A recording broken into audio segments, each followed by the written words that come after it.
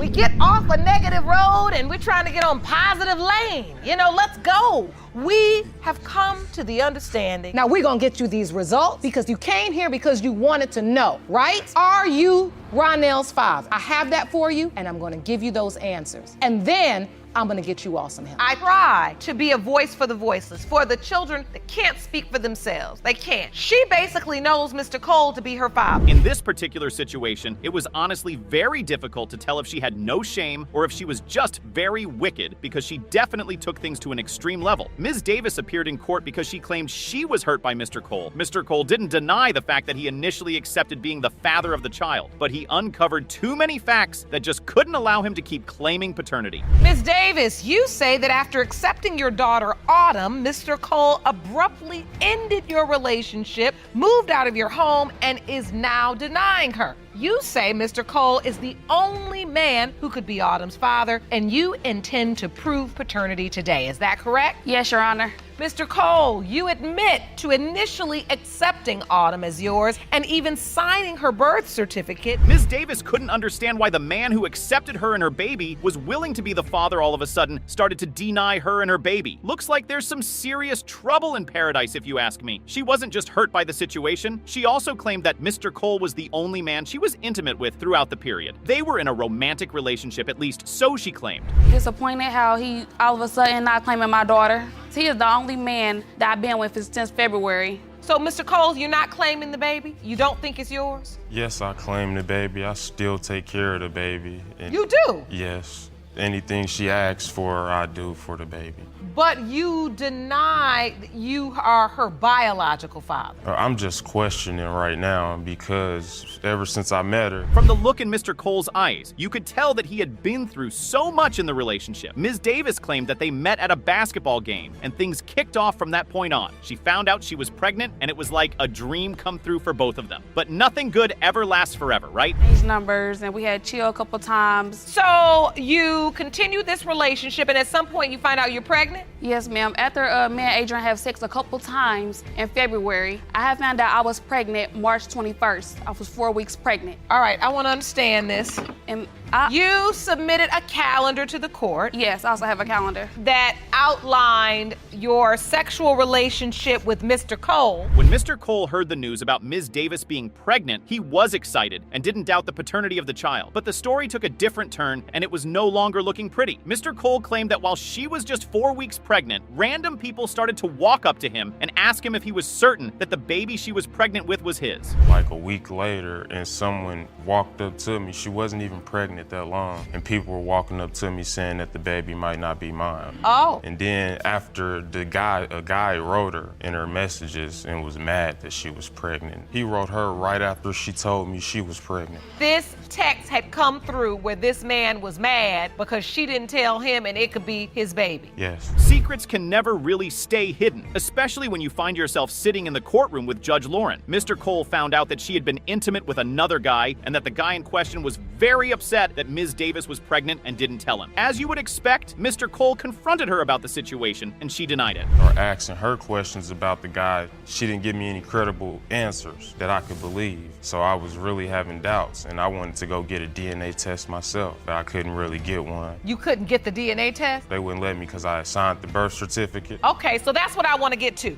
So, Ms. Davis, once you tell Mr. Cole you're pregnant, initially he accepts it. Yes. So you all are going through the process of having a baby. Yes, Your Honor. And he's present? Mr. Cole's doubt had flown up to the roof, especially when he found out that Ms. Davis was no longer trustworthy. His family even tried to convince him that he has no reason to Donut being the father because the child looks just like him, and so he accepts the baby as his. Ms. Davis then uploads a picture of her child, and the guy who texted her before then says the child looks like one of his kids. Picture on one of her social medias, the same guy who wrote her when she first got pregnant writes her again and says, "Your daughter looks like my kids." Really? Yes, Your Honor. I did that because, like he said, people was coming up to him asking him was Autumn his, and I just did a split image of those three and was asking the same people who does Autumn look like more, because I'm 100% sure that Adrian is the father of Autumn. The moment of truth was finally here, but the air was thick with uncertainty. Mr. Dansby's emotions were juggling between love for the baby and the fear of a plot twist. Time to see what the future holds for them. Mr. Cole, you are not the father.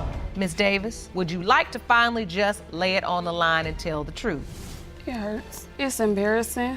I thought he was the father. This is one of these defining moments in your life, right? Right. From this moment forward, you can learn. Mr. Jones wasn't here to beat around the bush. Oh, trust me, he was as furious as an angry bull that saw a red cloth. From the very beginning, he already believed that there was no way on earth that he could be the biological father. Ms. Turner was beyond desperate to prove to the courtroom that there was only one man who could have fathered her child, and that man was Mr. Jones. Mr. Jones, you state you have always believed you are not the father of the defendant's 5-month-old son, Amir. You claim your suspicions were confirmed after receiving a text message just 3 weeks ago. Is that correct? Yes, Your Honor. Ms. Turner, you say you are desperate to prove the plaintiff is Amir's father and claim once today's results prove paternity, you need him. As much as he wanted and was willing to be the father of the child, the doubts in his head were moving like a troubled sea. I mean, it's not like he was just talking out of his imagination. He had proof to show that his doubts were actually validated. He claimed he came across a text message that sent him shockwaves, which made him look at Ms. Turner with a second eye. 3 weeks ago, I received this text message. What text message is that? It's from message from Facebook, from somebody I don't even know. Jerome, let me see that evidence.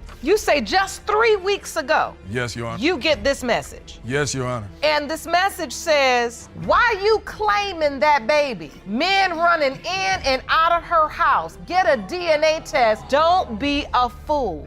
That is not the message you want to get. Mr. Jones decided to confront Ms. Turner about the message he got. In Ms. Turner's defense, she claimed she had no idea who sent him such a text, but one thing she was sure about was the fact that there were a lot of people who were jealous of their relationship, both from the male and female aspects. I don't know who that is, but like I told him, you know, he got so many females. We do got people that's some haters, so it could be a little fake page. Oh, wait a minute. You said haters. Yes. So you think it's a hater just texting him at 12:59 I a.m. know for a fact it's a little hater, because I don't even know who the person is. So they made it a little fake page. It was a male, Your Honor. So who is the hater that right? Now, their relationship was what I'd like to call beautiful, but the moment she found out she was pregnant, it was a totally different story. After seeing that text, it was just from one doubt to the next. Guess what? Mr. Jones found another text on his phone, and this time around it was worse than the one he saw before. He found a text from their neighbor asking if he could come around while he was gone. He had texted her one day when I went to work, like 6 in the morning, right after I left for work, trying to come over. Trying to come over? Yes. Come over for what? That's what I'm trying to know. Seen a text message in her phone saying, "Are you okay, sis?" And I'm like, this number is not from any of your brothers. I'm like, who is this? She broke down, got to crying and told me, yes, it was the neighbor. She told me it was the neighbor. I was crying. That wasn't the first time something like that was happening in their relationship. Mr. Jones gave an instance where they were sleeping in bed around 4 a.m. and this guy was blowing up Ms. Turner's phone with calls. Now, come on, Ms. Turner, why would your neighbor be calling you at 4 in the morning? Well, I Stop called bro, calling her and he phone. think it be going down. This came from the same guy I told to quit calling her phone once before at That's 4 in 'cause the he feel morning. some type It of was way 4 in about the morning. everybody. He had no reason calling her phone and y'all just cool It like wasn't that. no 4 in the morning. It was 7 4 in the o'clock morning? in the morning. Nah, when he texted your phone. And he hit my and phone I had up to because check yes, it. he seen And I him had to please. check it. Everybody know they can't Yeah. talk to me with Rick. Yeah. I can't have Ain't no no neighbor talking be at that cool time with of night with my neighbor. girl. But what does the neighbor want all these times in the morning at 7 o'clock in the morning? What- Ms. Turner had some truth bombs of her own. She wanted to drop in the courtroom. Oh boy, was she angry when she started to talk about Mr. Jones's escapades with other women. She claimed he had other women he was texting in his DMs. Aside from that, he stopped giving her the attention she wanted. So she decided to send one of her ex-boyfriends a sweet good morning text. This is Somebody all the else. time, same time. This- Oh, okay, so He'll come to my job and chill with me for a little bit. Then he'll be like, "Oh, I'm about to go home and lay down." But he going somewhere else. He making little Yeah, I'm trying- detours who else was over chilling with somebody you at else's your job? house. Who else was chilling That's at the you at your problem. job? So since he want to go out and talk to somebody else, so yeah, I got to hit my ex up like, "Good morning." But you Why would love I him. tell you good morning? But you love him. oh, You still love He him. didn't deserve that no more. Judge Lauren had seen enough of the lies and disloyalty that had been going on in Mr. Jones and Ms. Turner's relationship. It's finally time to reveal the truth and clear the doubts that were flying about in the courtroom. Who do you think the father of the child is? Mr. Jones, you are the father. Thank you. You feel better? That don't mean all that. You feel, no, it do. It It do. just mean the baby mine. Well, listen. It do. Listen. Let's not go back down negative roads. I'm sorry. You know, I mean, that's what drives me crazy. We get off a negative road. This almost felt like betrayal on Mr. Patterson's path after taking care of the baby and making sure he was present every day of the kid's life. Well, guess what? Ms. Knight wakes up one morning and says he isn't the father of her baby. We're about to dive into a tale of delusion. Grab your pie and enjoy the ride, because the things you're going to hear in this case are going to leave you speechless. Mr. Patterson, you opened your case today to prove that you are 4-year-old DeMarcus Patterson Jr.'s biological father. You named him and have cared for your junior since birth and are furious the defendant now claims another man is his father. Is this correct? Yes, Your Honor. Ms. Knight, you testify that even though your son has Mr. Patterson's name, We are about to enter the domain of questionable romance, where these guys' relationship wasn't exactly a fairy tale, a saga involving 2 men, a lady, and a 4-year-old boy. Mr. Patterson had been in the child's life since the very first day, and all of a sudden Ms. Knight starts to claim that another man is the father of the child. Can you imagine that? I mean, the real question is, how did all that come to be? I've been there since birth, since he came out the womb, since he entered this world. When the doctor first, held him up and finally gave him to him, I witnessed him just completely quit crying and looked me dead in my eyes. And at that moment, I knew I became someone's father. So at that moment, like all the doubts that we had before, I just knew like they were just out the window and just it was gonna leave us a happy family. But it didn't happen that way. Not exactly. And when that baby came, Well, the doubts and reservations were running pretty deep over here. Mr. Patterson went on a long rant explaining why he had his doubts, and boy did he bag some solid points. Ms. Knight, for no reason, decided she didn't want to be with him anymore and ghosted without leaving a trace of her to reach her. In her defense, she claimed her reason for leaving was because Mr. Patterson cheated on her and she just couldn't forgive him. I ain't hear from her for a month or two. so She wait, was you're just- saying she just left the house and you didn't hear from her for a month or two? Yeah, I was supposed to pick up from work, but my grandma made me feel worse about it because she was like, she knew she was too fast for me anyway. I'm just going by what So, we Ms. both know. Knight, some where issues did after you this. go? What is Never- going on No, here? I decided to leave because I wasn't over the fact that he cheated on me with this female. So yeah, I did that. But I found out I was pregnant while I was with Ladarius. Okay, I Right want to now. go step by step because I want to understand. Things started to take a different turn as the truth started to unfold. Still carrying the thought that Mr. Patterson cheated on her while she was kicking it in bed with the new man she moved in with. She told him that if he liked, he could get her pregnant. Trust me, Ms. Knight was one hell of a woman. Some way Ms. Knight and Mr. Patterson were able to amend things and get back together. But there was no denying the possibility that this baby could possibly belong to another man. I told him, go ahead and get me pregnant. That's what I told him. And as soon as I found out I was pregnant, I called DeMarcus and let DeMarcus know. I'm pregnant right now, and it's a possibility that it's Ladarius' baby or your baby. DeMarcus told me to come home. So I you gave got birth. back together with Mr. Patterson. Because me and Ladarius were like oil and water, and we could not do it. So I told and begged DeMarcus. I didn't beg him. I said, DeMarcus, come get me. And DeMarcus pulled up in the car and was like, where's your stuff? He carried my stuff on his back and got in the car, and we went on about our way. Accusations start flying about the courtroom like it's a competition. They go on making a fuss about what to name the baby. It turns into a whole charade, and no one can make any sense of what's going on. Ms. Knight told the courtroom that when the baby was born, Mr. Patterson looked the baby in the eye and said the baby looked exactly like him, and therefore was going to name the child after him. The baby in the eyes, I was like, dang, he just completely just be quiet, just quit crying, everything like he was at peace. And I looked at him, and that's when the doctors left the room. She was like, what name should we give him? I was like, I don't know. She said I always wanted a junior, and I was like, you'll do that? And then that's when the name came about, DeMarcus Latarius Patterson Jr. Well, when you tell this woman I've always wanted a junior, He ain't say that. He I said, ain't really get to pick the name, because remember, it's always up to the woman to pick the name. please. You don't pick whatever. DeMarcus said, I don't care what you think. This is my baby. There's a whole lot of craziness going on right now. As things Judge Lauren starts to dig a little deeper, she starts to find out the most shocking things. And when I say shocking, trust me, your jaws are going to drop. Apparently, both Mr. Patterson and Ms. Knight were open about the fact that the baby could be the man she was messing with. They even agreed that there were several occasions where they joked about it. Now, could you imagine that? oh, so you all were open about this? Yes, we always open. We would take rides to the gas station. He'd show me pictures of Ladarius. Like, you sure this ain't this? You sure this ain't I ain't gonna lie, at first And we I were was like, open hold up. about it. All very open about it. I started seeing his ears slant out, and I was like, hold up, just like, I don't know though. But he's 4 now. He 4 Right. now, so I look at And him the now. conversation about DNA tests this is not the first time I brought it up. I done set appointments. No one wants to help me with half the payment. I help you So with that. Now it's just I know you When? evil. Their stories stopped to make sense and add up. It sounded like it was being made up, and Judge Lauren just wasn't having it anymore. It was getting really hard to believe or determine who was being honest in the courtroom, and one thing was for sure, Judge Lauren wasn't going to be made a fool of. we are a big happy family. I don't know why you That's pretend. tough, bro. Oh, so this is a whole village. Hey, to be honest, No, I'm though, serious. We eat this as a family and all. All of you all Right. together. We never had no problem. The reason why in my head I strongly wanted DeMarcus to be the biological father was because they told me I got pregnant August 28th through the 2nd or the 3rd of September. I was with DeMarcus August 28th, but by the 2nd of September I was with Ladarius, so I didn't know. It was finally time to hear from the other men because Judge Lauren needed to hear all the sides of the story. Now this is where it all gets really messed up. When I say messed up, I mean really, really messed up. The 4-year-old boy calls both men daddy. How does a kid call 2 different men daddy? This really is a baby daddy war. He do look at both of us like fathers. Does he call you daddy too? Yes, ma'am. So the child is calling 2 men daddy. Yeah, I mean, it is what it is. DeMarcus, I don't care how he acted. After this, when you find out he ain't the daddy, he ain't going nowhere. You think that, man? Listen, I want to know from Mr. Sigler, what are your hopes, sir? Do you hope DeMarcus Jr. is your biological child? The love that I have for him is the same love that he has for me.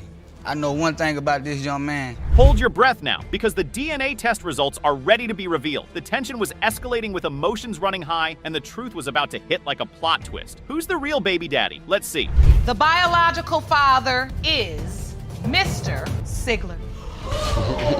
You are DJ's biological father, Mr. What do you feel right now? Hurt. Could have been avoided. It could have been avoided. I love that little boy right there. I know he's gonna be happy. You bring him out right now, he's gonna run straight to me. This wasn't their first rodeo in Judge Lauren's courtroom. Ms. Austin was in court to prove that Mr. Wallace was definitely the father of her child, and she needed him to start taking more responsibility in being a father. Mr. Wallace, on the other hand, wasn't ready to believe any of that. He had a serious level of doubt that he couldn't be the father of the child in question. This is your 3rd time here in our courtroom with Mr. Wallace and Ms. Roberts. Previously, you were here because Mr. Wallace questioned the paternity of your other child, but now you find yourself in the same situation. Today, you say you need to prove to Mr. Wallace that he is the father of your 9-month-old son, Ronell, so that he can begin to step up and be a father. Judge Lauren wasn't going to hide the fact that she was pretty upset to see them back in that courtroom. The first few minutes before she dived into the case felt like a scolding session for Mr. Wallace, Ms. Austin, and Mr. Wallace's finance. I honestly wouldn't want to be in their shoes, believe me.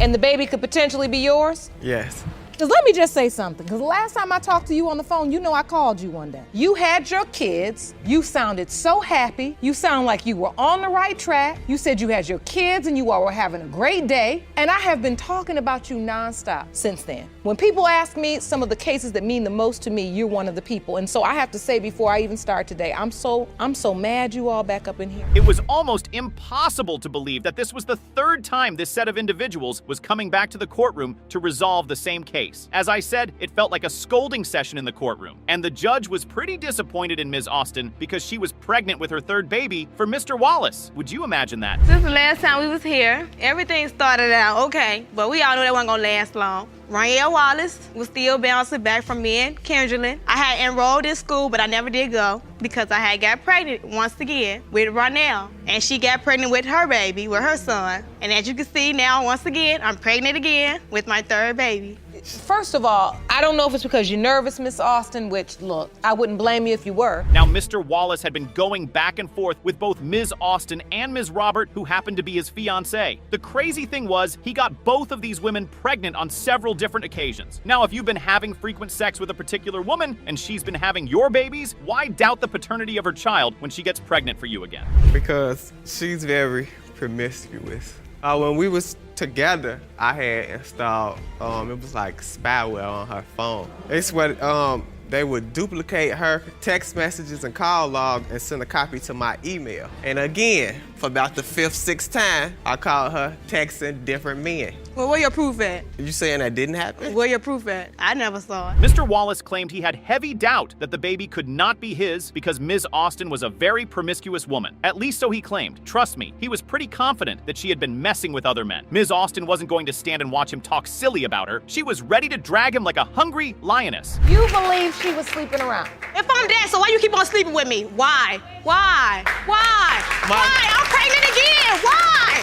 Why? Why? Why? Why? Easy access. Why? You say that about All her, right. yeah. So Why now, do you keep allowing me to sleep Cool. with I'm gonna you? keep on just because I know that you with her. She's So, allowed. I don't have nothing to do with that. Yes, if you you do. would sleep with somebody else, Yes, man, you then do. you got low I know you're not self-esteem. talking. Ladies. I know you was judge want to hear the... Ms. Austin and Ms. Robert were going to rip each other's throat out in the courtroom. To avoid that kind of violence, Ms. Robert had to be removed. Now the argument about the looks and resemblance of the child in question came up, and Mr. Wallace felt like the baby looked like him in a way. But he wasn't going to base any of that as enough proof to be the father of the child. But Ms. Austin had evidence to counter his argument. I feel like we have certain features, but you can't just base it all off look. They have the same chin. Let me see that. Is that evidence you'd like to present? Yes. Okay. Walk me through what these pieces of evidence are. The first piece is... The chin. You see that chin? Look at their feet. So you say their feet are alike? Yeah. But they don't change your mind? No, ma'am. It's just like you go to a police lineup. They put you in there with 6 other men who look just like you. You could see that Ms. Austin had been through a lot with Mr. Wallace, and at this point, she just wanted to be done with him. He wasn't showing her any support for the children, and it was just heartbreaking for her to take care of the kids while she was pregnant with his baby again. It sure looks like Mr. Wallace is one heartless man, if you ask me. The problem is Donna. because he said he didn't want to stay with Kinsley anymore. He wanted us to be back a family. And I did what I had to do to move into the apartment, Your Honor. I do everything for him. I stood by his side when he had his apartment. He went through a lot, and I was there by his side. Never left, and I could have left. I could have walked away. I had a family, like. Well, it's finally time to unveil the truth after so many lies and deceptions. The day of reckoning is finally here, with everyone itching to know the truth. Are you ready to find out? I bet you are, so take a deep breath because here it comes. Mr. Wallace, you are Ronell's father. I want to get you all some help. I have joining me today via Skype a gentleman by the name of Mr. Wright. Now, he's a social worker in Chicago, your hometown, based right there. Thank you so much for joining us today. The most shocking reveals on Paternity Court. Mr. Hawkins, you are not her father. Ms. Ewing, do you know who her father is? Yeah, I do. His brother. Mr. Hawkins' brother? Whoa. Yes. You are not her father. Yeah, you're crazy. A disheartened woman brought the confused case of her paternity and hoped to get closure once and for all. The plaintiff believed that Mr. Hawkins was his biological father. The guy was even on the birth certificate. But after 25 years, Mr. Edwards showed up and said that he was the real father of Miss Casey. Miss Casey, you say that for more than 25 years, your mother has told you that a deceased man who is listed on your birth certificate is your biological father. Yes, Your Honor. And Mr. Edwards, you claim to prove that you are Miss Casey's biological father. Yes, Your Honor. The poor girl shared her feelings and experiences of spending all her life without the shadow of a father's love. Miss Casey also told how bad parenting she got made her a better mother. I built a bond with Otis Hawkins, who's on my birth certificate, even though he's not ever been in my life. I don't have anything about him, but he is on my birth certificate. My oldest daughter I passed Hawkins on to her. So I pretty much raised my kids the way that I have never been raised. While her mother added to the daughter's testimony that she would do anything to set things right for her daughter, the plaintiff was not ready to accept that excuse, because her other siblings didn't go through the same thing. It hurts me to find out that's how she feels. If I would have knew that that's what she needed, I would have did my best to help her, but I did not know. Miss Casey, you seem to kind of roll your eyes like you don't believe your mother. It's not that I don't believe her. She has 9 children. My other siblings had their father in their life. The judge asked her mother about what she had told Miss Casey about her father, and she revealed Mr. Edwards reached out to her and claimed his paternity. And surprisingly, he was also her older daughter's father. The claiming father, after her response, said this about his kids. Do you think he could be the real father of her? Mr. Edwards is your older sister's father. Yes, ma'am. Mr. Edwards, so you reached out to her on social media. I was looking. I'm sorry. I am so sorry. Then Mr. Edwards added his reason why he believed the plaintiff was his daughter. On this, Miss Casey coldly said she had a blank feeling towards him. Of course, you can't bond with someone who hasn't been present in your life. She looks so much like my family. I did not have a bond with him. Me and my older sister had a conversation about my mother, and she was like, well, what if he is your father since mother lied to us for so many years about different things? I don't believe so, because the bond that I had felt with him, it wasn't there. It wasn't no daughter and father bond that I felt. The judge asked the plaintiff about her quest to find her real father, Mr. Hawkins, and she told them how her efforts were in vain. Poor luck. I got on a social network. I found Otis Hawkins, and he was in Natchez, Mississippi. They did not disclose if he was alive or deceased, but they had gave me 2 addresses and 3 phone numbers. I contacted the 3 numbers that they was all disconnected. Miss Casey then shared it would be a miracle if she ever got to meet Mr. Hawkins, and her mother consoled her for the words she spoke. She has been so lonely and torn all her life. I would love to meet him. It would be amazing. I would just ask him a lot of questions like, what happened? Why did you leave? Is it something that she said to you or did to you and not want to be in my life? He didn't leave because of you, LaConda. He left because of me, not you. You had nothing to do with it. The judge then surprised Miss Casey with the missing piece to the puzzle for this case. The whole court was shocked and overjoyed at that moment. We didn't see this coming. But he's alive. And we found him for you. Oh my Mr. Hawkins, God. Into the courtroom. Come here, LaConda. This is a picture I had. My teddy bear, my best. I love that bunny. Mr. Hawkins told the story of his relationship with her mother and shared the events that led to their despair in her life.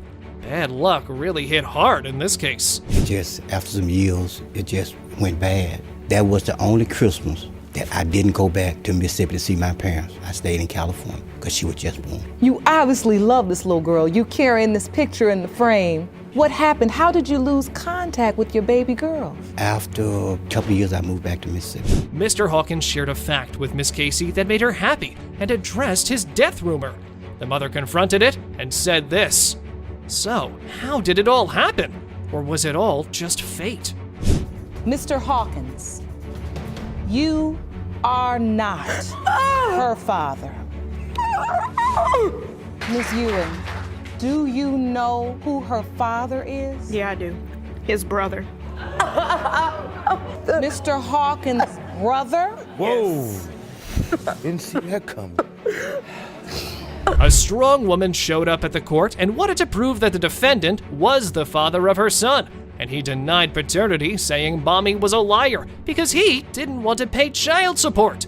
So to get to the truth, DNA test was needed. And you are here to prove your 3-year-old son Giovanni is Mr. Lee's biological child and is denying paternity because he wants to avoid paying child support. Is that correct? Yes, Your Honor. Mr. Lee, you say you've known from day one Giovanni was not your son. Is that correct? Yes, Your Honor. Miss Brewington explained her first claim and told the judge about her relationship with the defendant.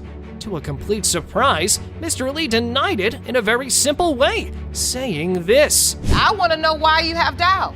At the time that Gio was conceived, we were not having no type of intercourse. We were not cool at the moment. Your Honor, I was living with him. We were living in the same household, in the same bed. Around the time, yes. So were you sharing a bed? Yes, ma'am. And fluids. The judge politely disliked the plaintiff's comment and asked the defendant about their relationship, and he said Miss Brewington stepped up and shared the moments they had before conceiving the baby to deny his lie. By far, this woman has every little detail with her. Were you still having sex? At the time of conceivement, no. So you're saying during the window of time when Giovanni was conceived, you are certain that even though Ms. Brewington lived in your house and shared your bed, you weren't intimate with her? Yes, ma'am. Your Honor, I conceived my son in February. My birthday is February 1st. The judge asked the plaintiff how she found out about her pregnancy and claimed pretty much the same events as before. This man is a maniac, and he did this to her after the pregnancy news. I went ahead, they did a pregnancy test. It came up positive. I told him, he did not believe me at all. He went out and got 3 pregnancy tests. They were all positive, and he was like, well, that's not my baby. And I'm like, what are you talking about? We've been having sex, and then the last time we probably had sex was Valentine's Day, maybe a few days after. I'm like, this is our whole love, baby. Then Mr. Lee got the chance to add up in the story, and he was telling the events, but here things again went wrong for him. Ms. Brewington corrected him, and everyone laughed at their bedroom treatment. My birthday's on the 2nd of February. My birthday's on the 1st of February. 2nd. My birthday is on the, how you gonna tell me what day I was born? in He said February. it's the second. Yeah. He around there just like he was around. Exactly. How you feel then? Yeah. I wasn't happy, so happy birthday didn't fit. The judge asked the plaintiff of the baby's birth, and she shared the scenario. And here is the ultimatum where everyone dies of laughter. She further disclosed how he treated the baby upon knowing the gender. I'm showing ultrasounds to people. He's like, don't believe her, she's just fat. The entire time. I'm talking about, I'm going into labor. He's like, no, you're not. She was trying to get back with me, but I wasn't, so she probably felt like if we have a child, we might work out. As soon as he found out that my son was a boy, he's like, oh, that's my boy. Miss Brewington explained his involvement in the baby's birth and how he accepted the child at the hospital, while she said he had even planned the names, and the defendant agreed to his actions. Well, at least he owned up for something for the first time in this case. He actually didn't even, they asked about the birth certificate and everything. He signed the birth certificate. He named my son. He wouldn't even, he was like, no, I'm not letting you give my son no dumb name. I actually told him to, I was like, you don't want to wait until, until we do a DNA test. I offered the DNA test in the hospital. But you signed the birth certificate, right? Yes, I did. It was the right thing at that moment. After some baby duties, here comes more of this young man being the most stupid person ever. He took responsibility for being a father without knowing anything. The judge had to comment on this one. You're making an execution of a birth certificate sound like a consolation. That's not why you sign a birth certificate. I didn't know I couldn't take my name back off of it. Absolutely no thought that this child could be yours. And then you walk in and you just say, well, I might as well just sign the birth certificate like you supersizing your fries or something. The defendant then shared his thoughts on signing the birth certificate. What a moron! He got fooled again by the law. The judge jokingly made him aware of the rule. Not the case. They told me right away we don't do that. Listen, Mr. Lee, you gonna learn making babies in the country and don't know the laws. Yeah. I had to do a DNA test at the Child Support Services. I figured if I sign it, they're gonna take me right off after I do the DNA test. We came there, and then they said, no, we don't do a DNA test because you already signed the birth certificate. Regarding his doubts, Mr. Lee said he got a clue of infidelity, and the plaintiff then brought another twist in the story, which is not funny this time, and shocked the court. She told the evilness of her friend's mind and her little maybe baby thing. She told me that she knows who's the told father. him that because she wanted to sleep with him. I'm still talking. I actually caught them sleeping together. He was sleeping with her, and she knew that if we stopped dealing with each other, because I told her we were working on us, and she knew that if we stopped dealing with each other, then she was free to go and be with their little maybe baby that they might have. Upon this, Mr. Lee then explained the link of her friend's move with the birth certificate drama. Miss Brewington then further blamed him for being a useless father. She shared one more crazy thing the defendant did after the baby's birth. It has been determined by this court. Mr. Lee, you are not the father. Told you. Hold up. I already knew. I told you. Don't look at me like that. I don't know God's plan. Who else? This case has a lot of denial in it, but keep yourself tuned in for the drama and lies. The plaintiff and his girlfriend claimed that he was not the father of Miss Cole's daughter, and his evidence will shock the court. But the defendant said she was 100% sure of Mr. Webb's paternity. So the only way to get closure for good is the DNA test. Mr. Webb, you and your girlfriend say there's no chance whatsoever that you fathered the defendant's 6-month-old daughter, Majestic. You say your evidence will shock this courtroom. Is that correct? Yes, Your Honor. Ms. Cole, you and your mother say you're 100% certain that Mr. Webb is your child's biological father. Is that correct? Yes, Your Honor. The plaintiff started the testimony in sheer denial and left everyone shocked with the claim. On this, Ms. Cole said he was lying. Well, that's a good start if I've seen one. You've never had sex with her? No. He did. She's a liar. She's crazy. Ms. Cole, we've heard a lot of defenses in this courtroom. Rarely have we ever heard that you've never had sex with her. She's absolutely crazy. So you think she's just making this up? Yeah. The plaintiff continued his answer and shared his relationship status with the defendant and explained the reason for his denial.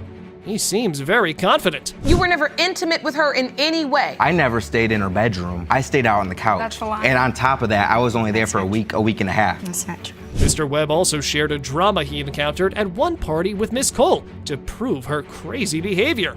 I mean, that's some weird thing to do. Your Honor, the worst that we've ever done is take a picture, and she was already in the bathroom. She had called me in there. When I walked in the bathroom, she said cheese and took a picture before I could even say anything. I didn't even want to take that picture. That's how crazy she is. She posted it on Facebook. After the defendant's picture drama was explained, both parties yelled at each other in anger.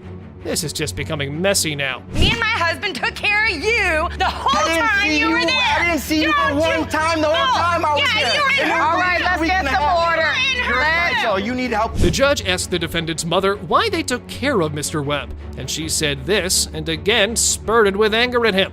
Things are heated here. You said you and your husband were taking care of Mr. Webb? Yes. You're a liar. You are a liar. You are a liar. Everything that you're saying. Why was Mr. Webb living with you? He's a punk bum. We supplied everything for them. The judge asked the plaintiff to explain his stay at Miss Cole's house, and he made things clear in this case.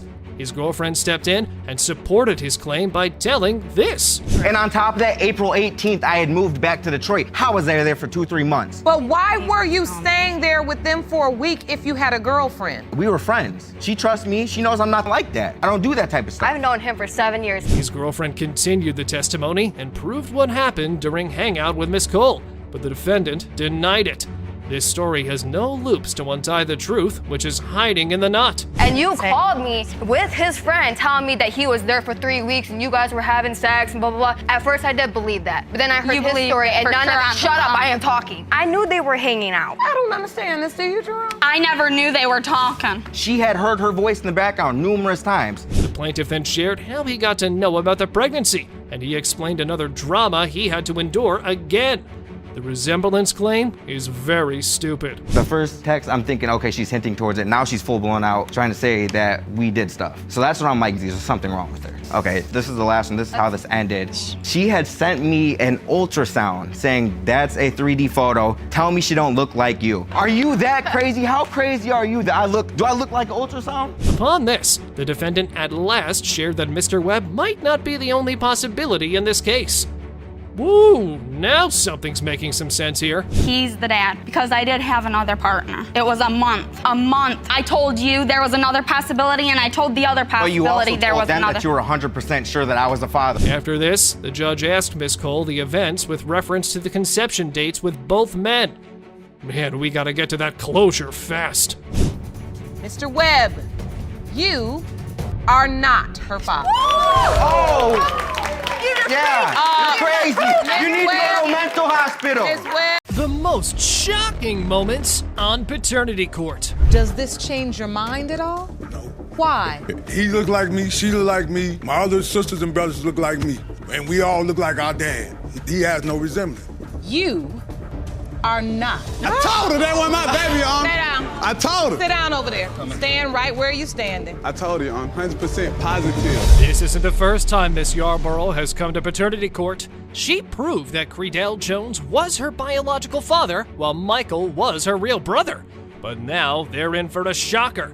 To prove that Mr. Triplett is trying to steal their father's estate by pretending to be the son. He claims that he's like 2 weeks older than me. As far as my life, I know my mother and father was always together from 1964 to 1974. We went on trips together. My father was there, my mother was there. I've never even heard of Mr. Triplett. My dad signed his name on my birth certificate, as well as my brother Irvin's. The first thing Judge Lauren does is ask them all to show their birth certificates. Both Michael and Miss Yarborough have Credell Jones stated as father, but when it's time for Mr. Triplett to show his, guess what? It says blank where the father's name should be.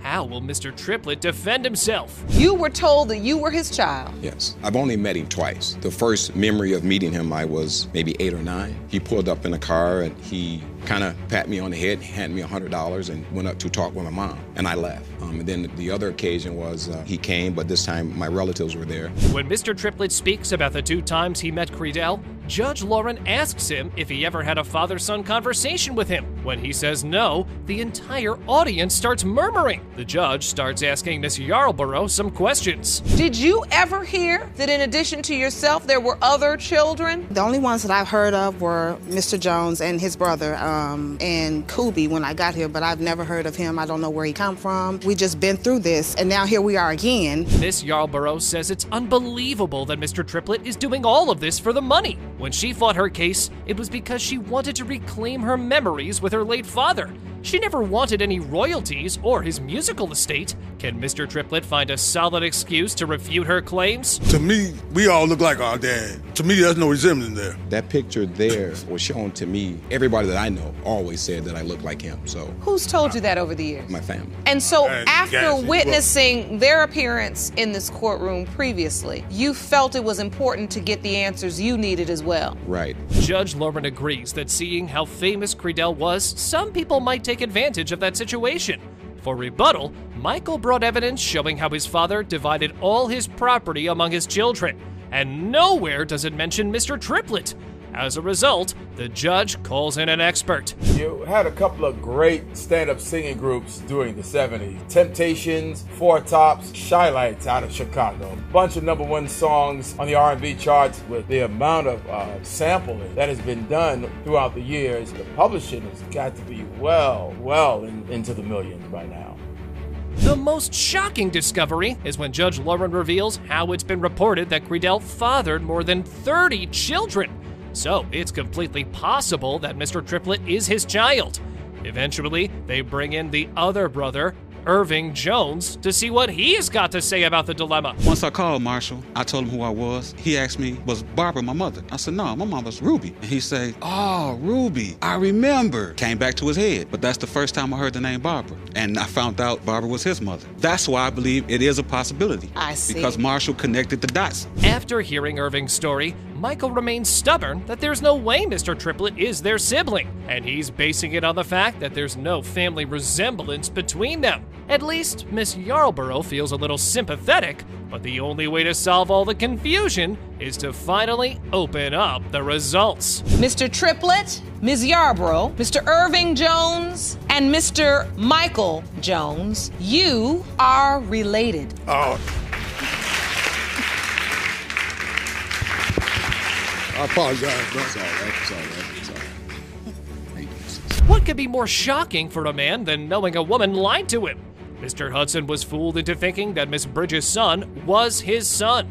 After some snooping around and confessing, Mr. Hudson has learned a terrible truth. I even signed the birth certificate on the day of the birth. You did? Yes, ma'am. So you signed the birth certificate because on that day, you truly believe this child was yours? Yes, Your Honor. So you say she dropped a bomb on you? Yes, ma'am. Tell me about that. When did that happen? It happened a little before his first birthday party. Mr. Hudson confesses he was tricked into babying Miss Bridges' son.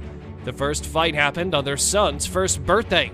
Miss Bridges was astonished to discover Mr. Hudson had invited his ex-girlfriend to the party, but not her.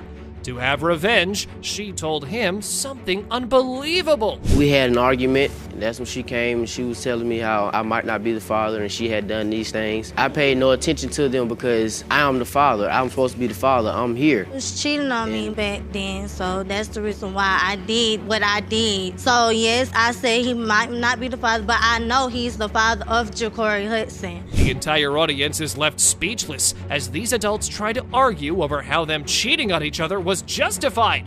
But the worst part is, after dropping the shocking news that she slept with Mr. Davis, Miss Bridges admits that she stopped her boy from spending time with Mr. Hudson. I have no way of getting in contact with him. I can't talk to him. I can't see him. He knows my auntie number. I gave it to him plenty of times. You just making things up, just not to be in the baby's life. So is it your inability to get in contact with the child really what's holding you back, or is it the fact that you don't truly know? It's the fact that we don't know, Your Honor. Now, Miss Bridges claims that the boy definitely is Mr. Hudson's. She says that it's the only possible window of conception, and even though she cheated on Mr. Hudson, it was after the pregnancy. And she only did that to make him jealous. Even though you cheated, Ms. Bridges, you say, I did it. Yes. You still say Mr. Hudson is this child's biological father. He's 100% child's father. Why do you know that for certain? Because I just know, look at my baby, and he been there for us. The only way to clear this up is to ask Mr. Davis questions too. When Judge Lauren asks him if he thinks he could be Ja'Cory's father, he says yes. That floors the entire audience, And now, everyone's wondering what makes Mr. Davis believe he's the father. Me and Miss Bridges met, we hung out for a couple of months. We ended up having unprotected sex around about 3 times. I didn't know that she was pregnant at all until I looked on Facebook one day, like a year later, and I see a picture of her son. And immediately I think her son looks like my nephew. You won't believe that all this time, Miss Bridges has been leading on 2 men. Mr. Davis didn't want Jacory to grow up not knowing his father's identity, but Miss Bridges raised the poor boy without any male figure in his life. Her aunt is asked to court to answer some questions. She was honest with you and told you that it could be 2 different men? That is correct, Your Honor. I have been in his life ever since. There's been games going back and forth of who's the father, who is not the father. Mr. Davis has stepped up. He's constantly calling me, wanting to be the father. Well, even her aunt thinks this woman needs help. It's been 5 years, and poor Jacory has no idea who his father could be. The way Miss Bridges has roped 2 men into this fiasco is just messy. Will the DNA results provide these gentlemen some relief? You are not his father.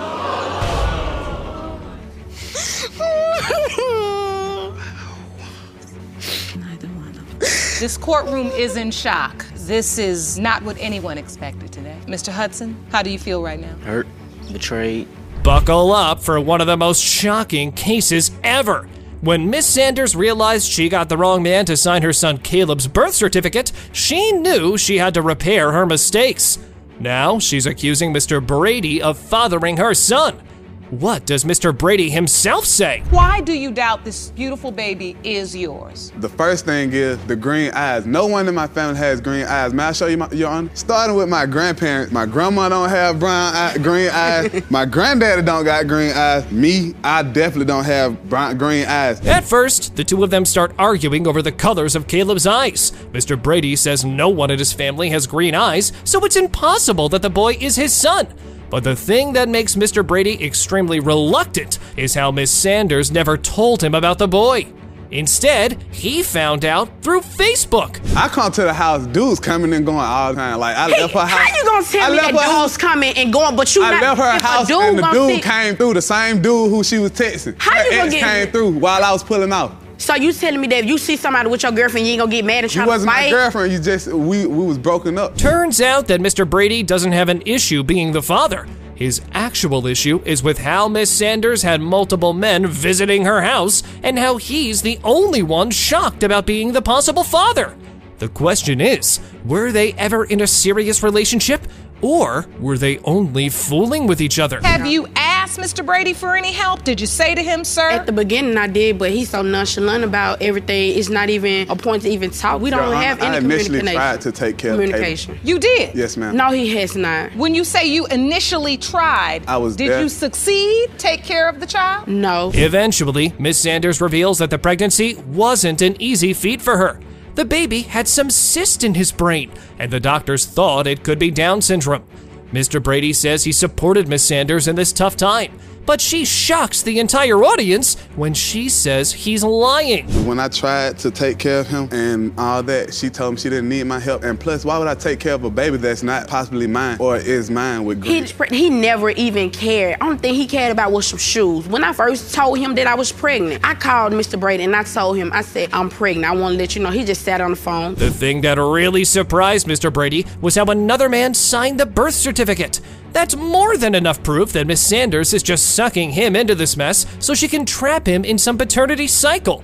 But when her ex signed the certificate, what happened? I just didn't want my son to not have someone listed as his father on the birth certificate. It was just something that was inside me instead of just having it blank. And this man was gonna be in his life like he said he would. I just wanted him to know, even if this is not your biological father, he still wants to be your father. But what about when she was texting him? Miss Sanders uses the excuse that she didn't want her child's birth certificate to be blank, even if that meant the man signing the certificate wasn't Caleb's biological father.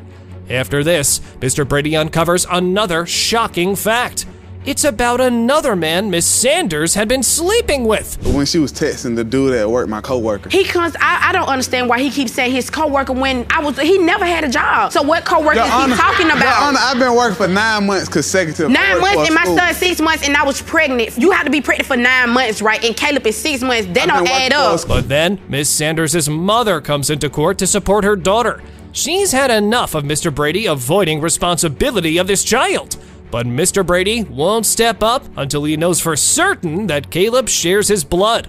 Time for Jerome to take out the results. It has been determined by this court, Mr. Brady, you are not. I told her that wasn't my baby, Your Honor. Sit down. I told her. Sit down over there. Stand right where you're standing. I told her, Your Honor, 100% positive. Miss Sanders, he said he was positive. So who I don't understand. I really don't understand. Mr. White and Miss Loving are in for one of the most shocking times of their lives. While Miss Loving is convinced that Mr. White is her daughter's father, Mr. White has strong evidence that this woman is just scheming against him for no reason. You had a sexual relationship. Yes, ma'am. Going on dates, Correct. meeting his mom, calling his mom, Correct. you're calling my mom. I'm Correct. meeting your brothers. I took you to a family reunion, Correct. but I'm not your girlfriend. Correct. That's still, we had an understanding, you call that? There's still an What is understanding. What is it? But what did you call it, though? It wasn't no relationship. Okay. Once Mr. White found out about the pregnancy, he asked Miss Loving if he was the only possibility. Even though she promised him it couldn't be anyone else, Mr. White still doubted her. So, what's his reasoning for not believing her? We already had a talk, you know, this was been a one-time thing. Remember, we just started back talking when I doubled back, you know what I'm saying? We just started back talking. This wasn't a one-time thing. Prior to that, we were still around each other. Okay, we was around, but we hanging every day? No, it wasn't every day, but we was... we didn't see each other for a year and some change, correct? You're right, but we was still in contact. We were still chilling. But Miss Loving was really shocked when Mr. White came to the hospital when she was giving birth, and he brought a pregnancy test with him. Miss Loving found it offensive, but Mr. White claims all he wanted to know was if the baby really was his. After all, would any man take care of a baby that doesn't belong to him? When you looked at the baby, did you feel like it was your child? No, ma'am. She's beautiful, though, but no, ma'am, I didn't. Okay, and so then did you ever ask Miss Loving, I want to do this DNA test, I have it in the car? I said, I got the DNA test in the car, you know what I'm saying? Y'all still want me to go get it? Miss Brenda was like, yeah, I ain't hear Tiana say nothing, so I repeated it. You know what I'm saying? I was like, you still want me to go get the test? She said, no, bro. She said no. That day, Mr. White left the hospital not knowing if Loyal was his daughter for sure. On top of that, Miss Loving never openly shared the identity of the other possible father. Adding more to the shock, the conception dates were all messed up too. So, her mother's going to come to her defense now. Mr. White, very respectful young man. You know, I love him. He used to get on my daughter, you know, about the way she talked to me, and I just looked at him like he's a wonderful man. That's why I believe that Mr. White was my granddaughter's father. All right. But the most unbelievable thing that happened is how one clinic gave Miss Loving a conception date that matched with Mr. White. When she went to get checked by her regular gynecologist, they gave her a completely different date. So, with two men in the mix, how did Miss Loving handle the situation? They then did the calculation and gave you a new conception date. Yes, Your Honor. And that conception date clearly pointed to a certain man? Yes. Which one? Mr. Talbert. So when you got the second conception date, you said it brought Mr. Talbert as a potential father, and yet you're saying today Mr. White is your child's father. It's pretty hard for the audience to keep up with all these dates. With Miss Loving's story out of the way, Mr. White asks to have his mother brought in. She'll clear up why Mr. White is so reluctant to embrace Loyal as his daughter. My son is very responsible. He's been worried, stressed about it. You know, he want to know. If this is his, we refuse to have ours out there, you know, without us doing anything for it. I mean, why refuse a test? If I know you my baby daddy, you better swab it, baby. I didn't swab it. If I have a problem, I have a problem with that. With the mothers arguing with each other, it's becoming clear that the only way to settle this matter is to open up the results. Judge Lauren is confused by the mess created, but at least both Mr. White and Miss Loving want it resolved. Will the results help them? It has been determined by this court. Loyal's biological father is Mr. Talbert. Congratulations, sir. Are you glad to know the truth? I am. Mr. White, your assertion was true. What was it about her you were attracted to? That picture she had online. Okay, so you liked what you saw. Yes, ma'am. And just didn't feel like you were at that point ready. I'm gonna move with Miss Roberts now? Go with No. her. So what happened? You were being promiscuous, and I'm not gonna tolerate that. So basically, Mr. Wallace, you can sleep around, but your women can't. You hear me? That's what she must have meant, you know? Because she can't even remember the first time, you know? But you remember. Oh, boy. This was completely traumatizing. These two brothers came to court because they had some real doubts that their uncle might actually be their father. Trust me, guys, it's a really crazy roller coaster. I hope your seats are locked in. Mr. Ellis, you and your brother have brought your mother to court today because you say you've always believed the man in this photograph is your father. Yes, Your Honor. Then, just recently, you learned that your biological father may actually be your father's brother. Yes, Your Honor. Mrs. Shivers, you confessed that you slept with both your ex-husband and his brother. Now, Ms. Shivers, who happened to be their mother, was one hell of a mischievous woman. She had a husband who she was intimate with, of course, then went on to sleep with his brother. Who in the world does that? Uncle Ronnie came up to me and said, you know I'm your son, you know you my son, right? You know, so Yeah, it was basically like a family get together. It was a family function. You know how people get when they, you know, indulge or whatnot. I guess he, you know, he overindulged and the truth came to light, you know, so he approached my brother. It's not the truth. Believe whatever you want to believe. Okay, we're leaving the door open. Believe what you want to believe. It up. Assume what you want to assume. Yeah. He assumes Ronnie's his dad. Now, the crazy thing was that Ms. Shivers did admit to being intimate with the two brothers. She was blaming it on the fact that she was lonely and had nowhere to go. Yeah, right. Like that makes any sense at all. I'm pretty speechless right now. I had nowhere to lay my head, and we grew up together. We're best friends. I did what I had to do to keep a roof over the head for this one, for Eugene. You know what? My mom did everything in her power and her will and everything to take care of us. I'm not here to crucify my mom or nothing like that, or, you know, it ain't nothing like that. We just want to know what's going on. You know, my brother feels a certain way about something, so we here to address that. We feel like. Now, one of the brothers did admit that he noticed some really funny actions from his dad before he passed. I promise you guys, your ears aren't ready for what you are about to hear. These guys had one messed up family. We had to take a trip down the road, and my dad, my father, he wrote me more than he did my brother, you know what I'm saying? And you don't do that if that's your child, you know, you're supposed to be there through thick and thin like my mom, you know. I heard from her every day of, you know, that place or that situation, but when we were in that situation, he didn't reach out to my brother at all, not really like at all, so I understand. And Ronnie's always been there, right? Yeah, and Ronnie's always been there the no one. matter what. Now, the craziest thing happens in the court, and it will leave you speechless. One of the brothers believes that his dad isn't his uncle, but here's where the shock comes in. His mom says, hold up, you might be wrong. There might be another man who is your father. Well, I told you, these guys have a really messed up family. Credible doubts as it relates to Eugene as well? Yes, Your Honor, maybe so. What? Well, you want to hear it, that's I'm going to tell you. You ain't never said that before? Well, and I asked you who's my dad? John Ellis. You said John Ellis. So now it's a possibility somebody else might be my dad? Well, you got tested, son. We're going to bring it out. We'll bring it all out. I'm telling the truth, so let's bring it on out. Whatever my babies want to know, I'll let you know. I didn't know that. I didn't know that. Now let's get Uncle Dad into the courtroom. Mr. McClellan walks into the courtroom to give his side of the story. Well, guess what? He actually believes he is the father. Ain't no mind games here, people. It's starting to really look insane. Ms. Shivers had some explaining to do. She must admit we only had sex once sober, you know? Because she can't even remember the first time, you know? But you remember. Oh, boy. Really? No more details needed. Okay. So the period window of conception, it was during the time you were in Chicago with Mr. McClellan. Yes. Another truth bomb hits the air in the courtroom. Ms. Shivers had to be one crazy woman. Trust me. She says that aside from the two brothers she got intimate with, there was a possibility that another man was in the picture. Oh my God! I met him when I was waitressing in the restaurant, and he ran a big hotel, and he also, you know, gave me jobs and stuff. That's when Eugene was like about 4 or 5. We had a couple of little nights, you know, where we had a few drinks, and we did have intimacy. He died, you know, it might be a possibility because when I was staying at Mama Mildred's with Ronnie and everybody. About time we draw the curtain on this paternity showdown. Will it be a double dose of daddy drama, or will the clouds of uncertainty finally clear? The key to the truth was in the envelope. Here goes nothing. John Ellis is your father. I know, that's why I'm here. Sorry, Mom. It's all right. I told you boys the truth. So, gentlemen, you have the truth. This is the truth you wanted. Yeah, I knew it. You brothers by your mother and your father. Now you got the same mother and the father. What you gonna do now? No. How about just get along, okay? I'm so happy for you. Court is adjourned.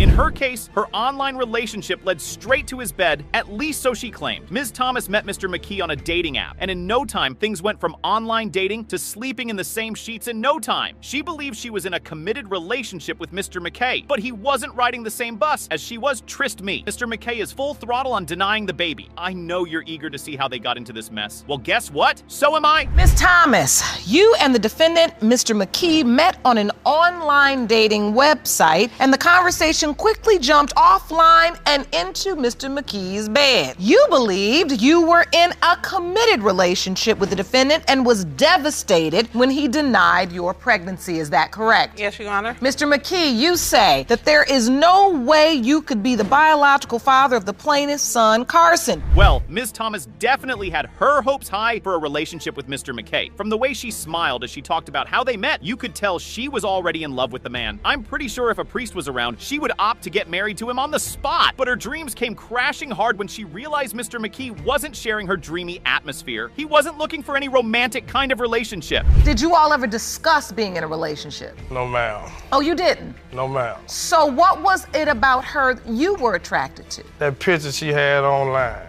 Okay, so you liked what you saw. Yes, ma'am. And so as you were dating, you just didn't feel like you were at that point ready to have a commitment. Yes, ma'am. How long had you been driving 45 minutes to see him, Miss Thomas? Oh, about a month or so, or longer. And now a couple of weeks after that they had been hanging out, Ms. Thomas finds out she's pregnant. Of course, she's been with only one man, so she picks up her phone and breaks the news to Mr. McKay. At first, he thinks she's joking about the baby. I mean, from someone who doesn't want to be in a committed relationship, it's only normal that he would be hesitant to want to accept the baby. But Ms. Thomas was very certain it was his child. He thought I was just joking, like playing, or just maybe just sick. So maybe like a couple weeks later, I said, let me take a pregnancy test. So I took a pregnancy test. I took a picture of it, and I sent it to him through text message. He was like, what is this? I was like, a pregnancy test. He said, I don't know how to read these, so tell me what that means. I say, I'm pregnant. He's like, oh, okay, so whatever you decide to do, just let me know. I believe that's all he said. So, Mr. McKee, when you found out she was pregnant, what were you thinking, sir? As I said, Mr. McKay was ready to be any woman's baby daddy. Ms. Thomas reached out to him while she was 3 months pregnant, and Mr. McKay did what I would like to refer to as unbelievable. As soon as he heard she was pregnant, he hung up and blocked her number. Now, would you imagine that? He is definitely one cold-hearted man, if you ask me.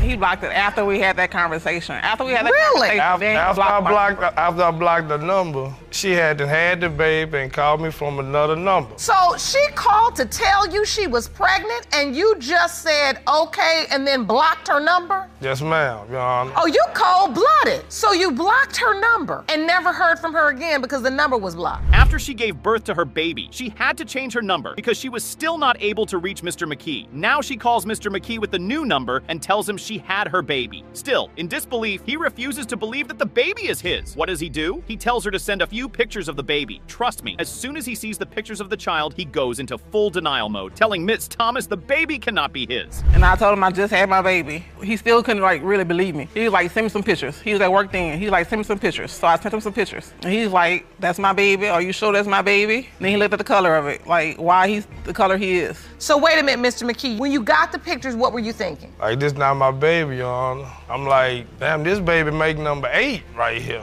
Like, number 8 for who? You or her? For me. For her. I have 8. Now this would definitely make you laugh your jaws off. When he saw the pictures of the baby, his reply was, the baby could look like Donald Trump. Now I see why she fell in love with him. He was one funny guy. But looking at the child, you honestly couldn't fault him for making such a statement. The baby had almost no resemblance to him. Ms. Thomas, are you really sure that's his baby? The baby look like he can be for Donald Trump. Like, really? Oh. Really? I didn't expect that one. He thinks the color makes a difference. The color don't make a difference. I think what you're saying is you thought the baby was biracial? That's what you meant. It's adorable. So when you saw the baby, you said, that's not mine. Yes, Your Honor. The stakes were high for both Mr. McKee and Ms. Thomas. Let's hope Ms. Thomas gets to have the help she desperately needs to take care of her child. I guess this is what we've been waiting for. Let's hear the truth. Mr. McKee, you are not the father. Are you serious? He is not the father, Ms. Thomas. I'm sorry. Like I said, I'm sorry. Do you know who Carson's father is? Yes, like my ex before I met him.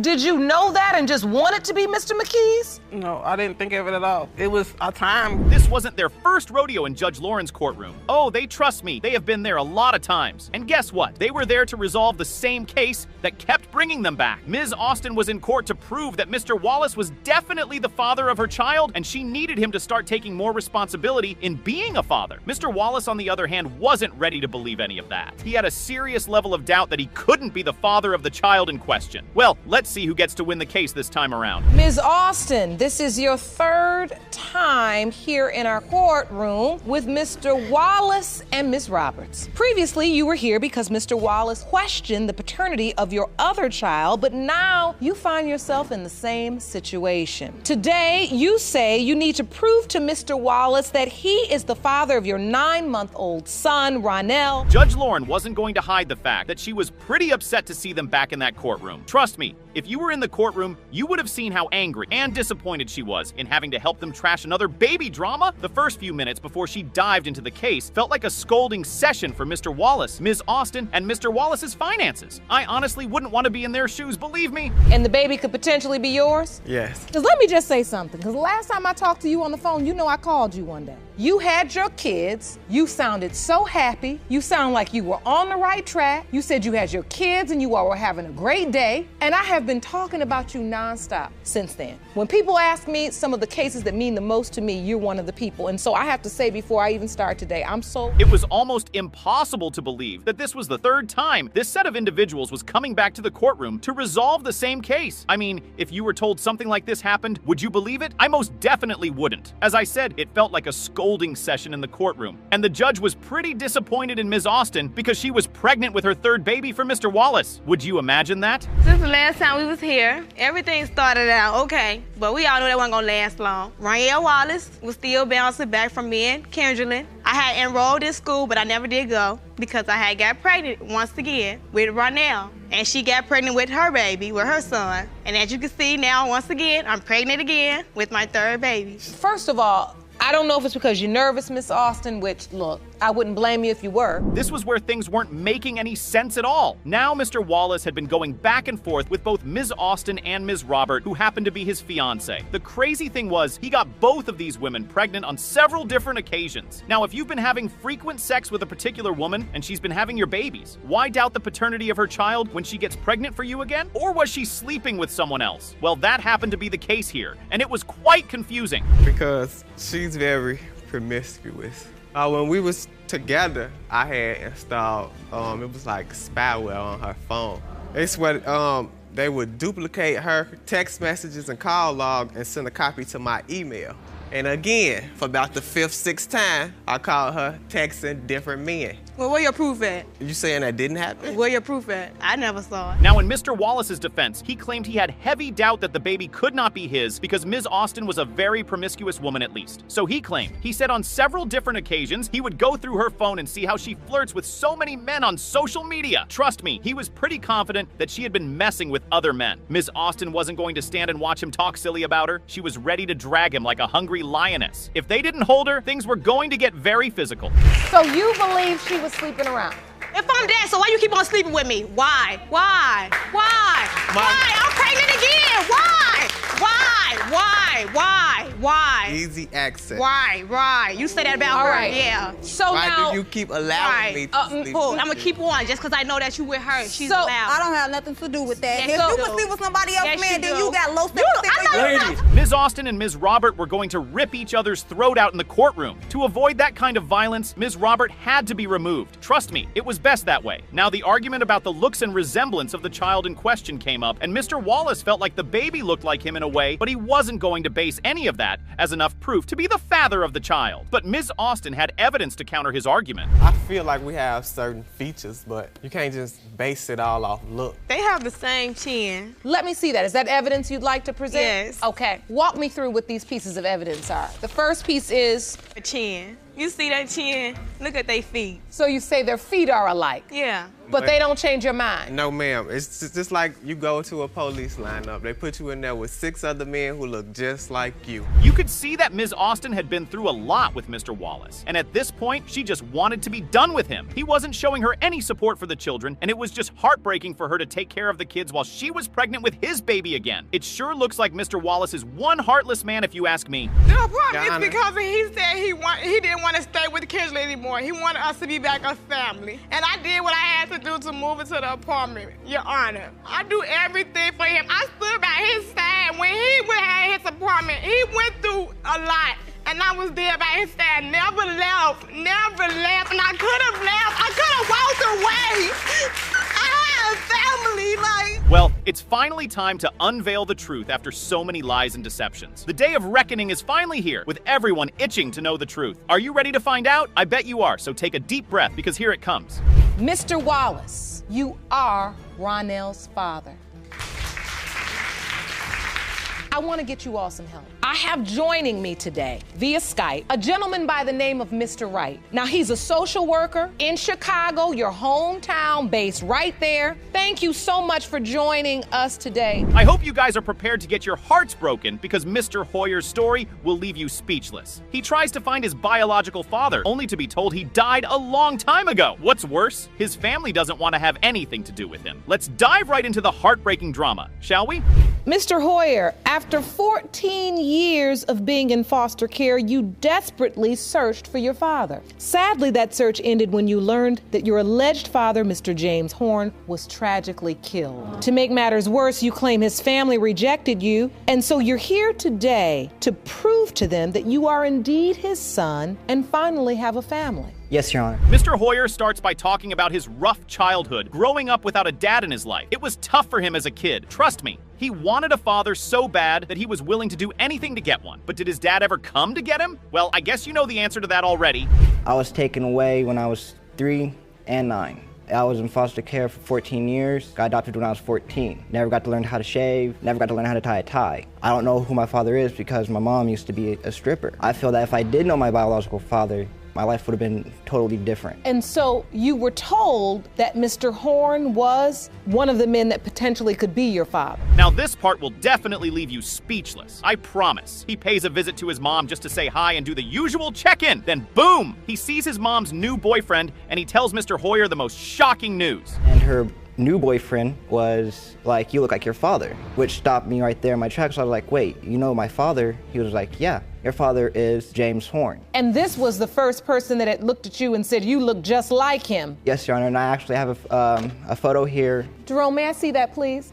So this is a photo of the man you were told is your father. Yes, Your Honor. Getting to hear that he wanted to meet his family so bad, he went on to search for his family and more revelations popped up. Trust me, your mind is about to be blown. Mr. Hoyer didn't particularly get a welcome party, and the grandmom for sure wasn't buying the idea of him being part of their family. Why? She said her son had no kids before he died. Crazy, right? My son Arthur brought him in, and he said, I want you to see him. See, is this your grandson? And here's the word I said. I said no, because I hadn't heard it before. Because before my son left me, he said he didn't have any kids. And I'm going by what he say. Had your son ever mentioned Mr. Hoyer or Miss Gentry? No, ma'am. Miss Gentry, why is it they know nothing about you or your son? My parents, they never... Things started to look really shaky. In the courtroom, everybody's story happened to just not match what Mr. Hoyer was trying to explain. Here comes another shocking revelation. His mom says there might be another man who might be his father. Damn! I didn't even know I was really pregnant until I was 6 months. But like I have told my son, there is another man before this man. So what you're saying is you were open and honest with your son that you had also been intimate with another man before Mr. Horn? Yes, yes. Me and my sons talked about this. So when you had your son, was Mr. Horn there? Was he involved with your son? Yeah. The courtroom is just filled with so much suspicion because there's starting to be a lot of coincidences. Now Mr. Hoyer's mom says she took her son to his father's family and she got the surprise of her life. She was shunned by Ms. Horn, who happened to be Mr. Hoyer's alleged father's sister. It's a really messy situation right now, believe me. That's not my brother's child. Get out of here. I mean, we was trying to keep our cool. but this is not my brother's child. And why were you so sure? He didn't look nothing like us. Nothing. Didn't have no resemblance of my brother. And we still grieving and trying to find out what done happened to my brother. I said, no, get out of this house and don't come back. And you remember that day? I remember being shunned away. Now, the alleged father's sister was beyond furious because Mr. Hoyer's mom said some really awful things about her brother before he died. Oh, trust me, you could see it in her eyes that she was beyond upset. Your Honor, it's sad this young man got to hear what we got to say. But when she told him anything about my brother, it was awful. She told him he was a crackhead. She told him he was a drunk. She told him he wasn't no good. My brother was an upstanding. Excuse me, did I ever tell you that? Yes, you did. No, I did not. I remember the first day. Ever. I remember the first day I asked. I was about. Now that all made this last part all the more interesting. Won't you guys agree? Well, the results were in, and Judge Lake seemed about ready to deliver her final verdict on the mess these guys created. Let's find out who the daddy was. That Mr. Horn is not likely your biological father. See, son, you shouldn't have done this. No, you shouldn't have done this. You should have been honest with me from the get-go. Miss Gentry, I know you did not just tell him. I was the one who told her she had no business dealing with him, being that he already had 5 kids, 4 different baby mothers. She did abandon her kids. She's pregnant now. And she left her That's kids. not none of your business. She Have a left her baby so you can kids. stop worrying about She's mine. I was taking care of your business. No, you wasn't. Yes, I was. You and your children. You never was. Having a sexual relationship with your mother's boyfriend. He was talking about having sex. I snuck out of my grandma's house the night we went to a park. We had sexual relations. Whose child do you think it is?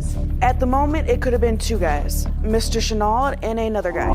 Mr. Kenneth Fegan is in court today to expose a dirty secret he kept for over 40 years. Why does the nature of this secret raise questions over Ms. Pinkston's paternity? Ms. Pinkston insists she knows who her real father is. And here is how the court case starts. That Miss Pinkston is your biological daughter. Yes, Your Honor. You claim you kept this secret for 40 years, but now say the DNA will prove your case. That's right, Your Honor. Miss Pinkston, you stand before me without any doubt. Mr. Fegan. Ms. Pinkston's mother took her to Mr. Fegan's house and casually tells her he's her biological father. And of course, she made her promise not to tell anyone about it. That little girl carried that secret till this day at court, and presently she's 43. Wow, didn't Mrs. Pinkston think her daughter was too young to handle a time bomb such as this?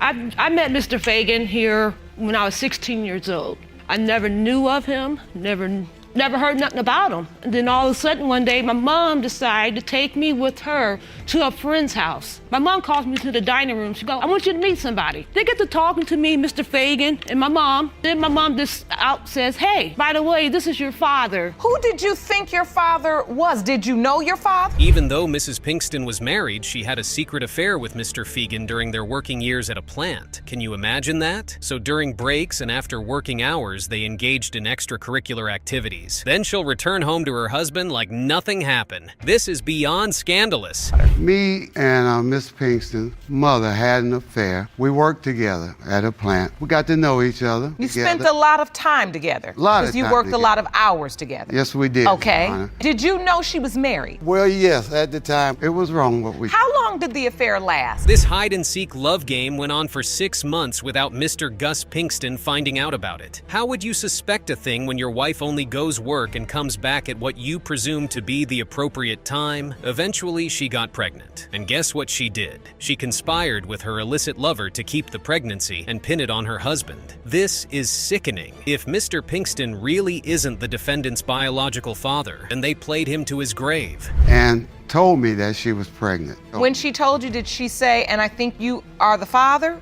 Or you might be? I was the father. And she told me we're going to keep this a secret. Well, then we knew we had to be quiet because she was married. They knew it was wrong for what they did to my dad. She did not. You won't believe Mrs. Pinkston's reason for introducing her daughter to who she believes to be her biological father. She didn't do this because she felt guilty or was trying to make things right. No, not at all. Instead, it was because she thought her baby girl girl was dating Mr. Fegan's family member. The intention was to prevent her from practicing incest, but little did they know that it wasn't her, but her sister that was dating the supposed family member. All came out for the cat to get out the bag is when I was 16, they told me that Kenny was my father. The only reason why was because my mom thought I was dating one of his family members, and that's why they told me. But needless to say, it was not me, it's my sister that was dating. You can only imagine that learning about her mother's infidelity traumatized young Miss Pinkston till this present day. The little girl couldn't share the secret with the man she feels is her biological father till he passed away. One can't help but understand how hard it was for her to hide such a secret from her dad. That was like the worst day of my life because my mom sit down, she goes, "This is your father." I'm like, "No, my dad is at work, so what in the world are you talking about?" And next thing you know, there's tears everywhere. Everybody's crying. It was pretty much the worst day of my life. The crazy thing is, Mr. Fegan did meet his mistress's husband in person a few times at his house. Yeah, you heard me right. During these visits, he would pose as a family friend, but his aim was to see Ms. Pinkston. What's more absurd is that he claims he has an inkling that Mr. Pinkston knew the truth about his little girl's paternity. How convenient it is for him to say that when the man is late, may his soul rest in peace. Had some kind of inkling that I was. You felt like he knew? It was just a feeling that in my heart that I felt that he had to know something because I loved this girl so much. Did you have an occasion to meet her father, the man she believes? A couple times I met him. You did? Yeah. No, you haven't heard it all. Mr. Fegan extended his reach after Mr. Gus's death. While the Pinkstons were mourning, he took the opportunity to tell the kids of his supposed daughter that he's their grandfather. That right there is a hypocritical move, and Judge Lauren, like everyone in the courtroom, was shocked when Ms. Pinkston brought this into the light.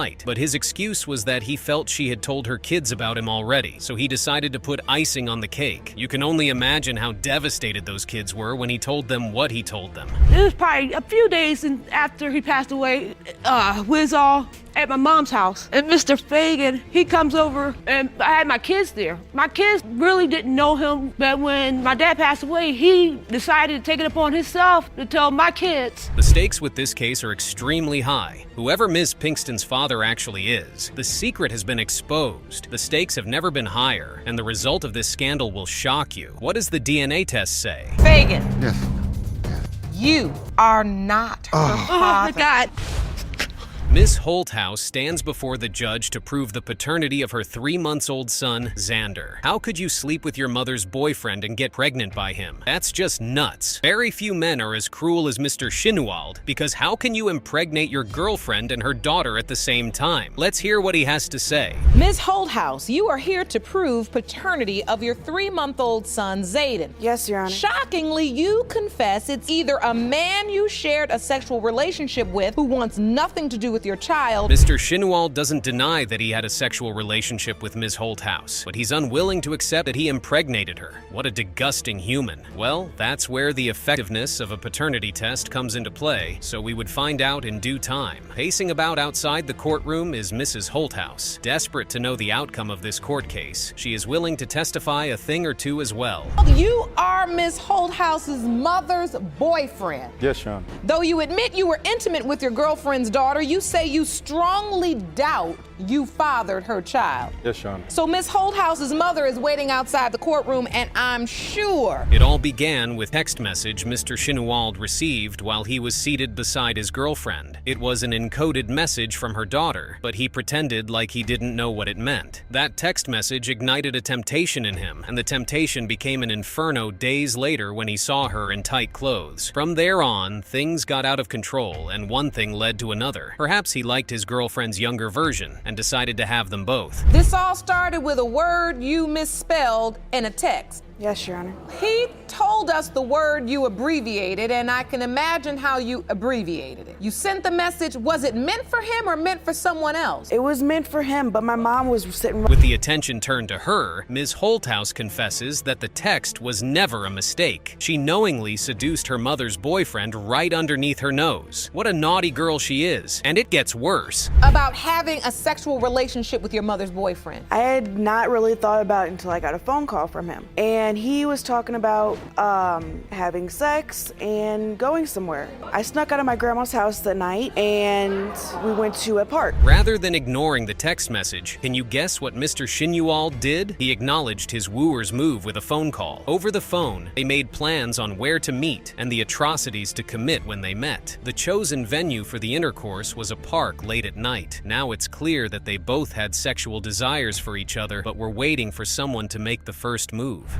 So how long did this sexual relationship last? It was about 6 months. 6 months? Yes, sure. Did your mother have any idea this was going on? She didn't have any idea until Mr. Chenault and her got locked up and he got out while he was in jail. How did she find out? She had kind of manipulated both of us, saying that I told her. After the night at the park, their scandalous relationship went on for 6 months without Ms. Bogardus suspecting anything. But when her suspicions began, she played them both by lying to Mr. Shinuald that her daughter had already confessed to her. What a smart move. That witty move was enough to get her boyfriend spouting the truth about what went down between him and her daughter. I did not know, but as my mom was pregnant with my sister, my sister is Mr. Chenault's daughter. How old is her daughter? She's about to turn 11 months. How old is your child? He is 3 months. When you find out you're pregnant, whose child do you think it is? The craziest part of this case is that Ms. Holthouse and her mother both got pregnant in close proximity. Her mother's baby is 11 months old, while hers is 3 months old.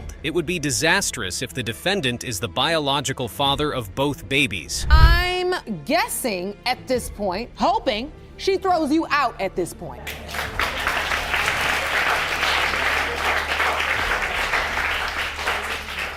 Actually, Your Honor, no. Now it's time for Ms. Bogardus's testimony. She detected foul play when her daughter developed weird behaviors whenever she's around Mr. Shinuald. What's more fascinating is that she and her boyfriend have been together for 20 years, and he helped her raise her daughter from infancy. This right here is a very sick man. Something was going on. Right, because my daughter was acting funny. What was she acting like? If I was sitting on the couch next to Mr. Chenault and I would get up to go to the bathroom, she would get up out of the chair across the room to sit by him. Oh, no, she didn't. As it stands, Mr. Shinuald could be the biological father of both kids birthed by his girlfriend and her daughter. There's only one way to find out, a paternity test. Let's just check out what the DNA test had to say about this case. Chenault Bogardus. As it pertains to 3-month-old Zayden Holthouse, Mr. Chenault, it has been determined by this court are not. Ms. Kavanaugh had appeared before Judge Lauren a while ago to test 2 men she felt were potential fathers to her 1-month-old son, Malcolm. Unfortunately for her, none of them tested positive. Now she's back again to conduct a paternity test for Mr. Scott and Mr. Spence, her mother's friend, on the possibility of either of them being the father of the same kid. Wow. Did someone turn up the heat in the court because it's so hot in here? Thank you, Jerome. Good day, everyone. Ms. Kavanaugh, you appeared in our courtroom previously and tested 2 men as potential fathers of your 1-month-old son, Malcolm. Yes, Your Honor. Unfortunately, neither turned out to be his biological father. Yes, Your Honor. Now, today... Is there a limited number of time you can turn a woman down if you're not interested in her? I don't think so. Miss Kavanaugh made several attempts to have sex with her mom's close friend, but he turned her down time and time again. Eventually, he gave in and let her have her way with him. What's wrong with involving her mother when she was being too persistent? Perhaps he wanted her to, but was shy at first. A friend of Miss Kavanaugh's mother and say her daughter made several attempts to have sex with you.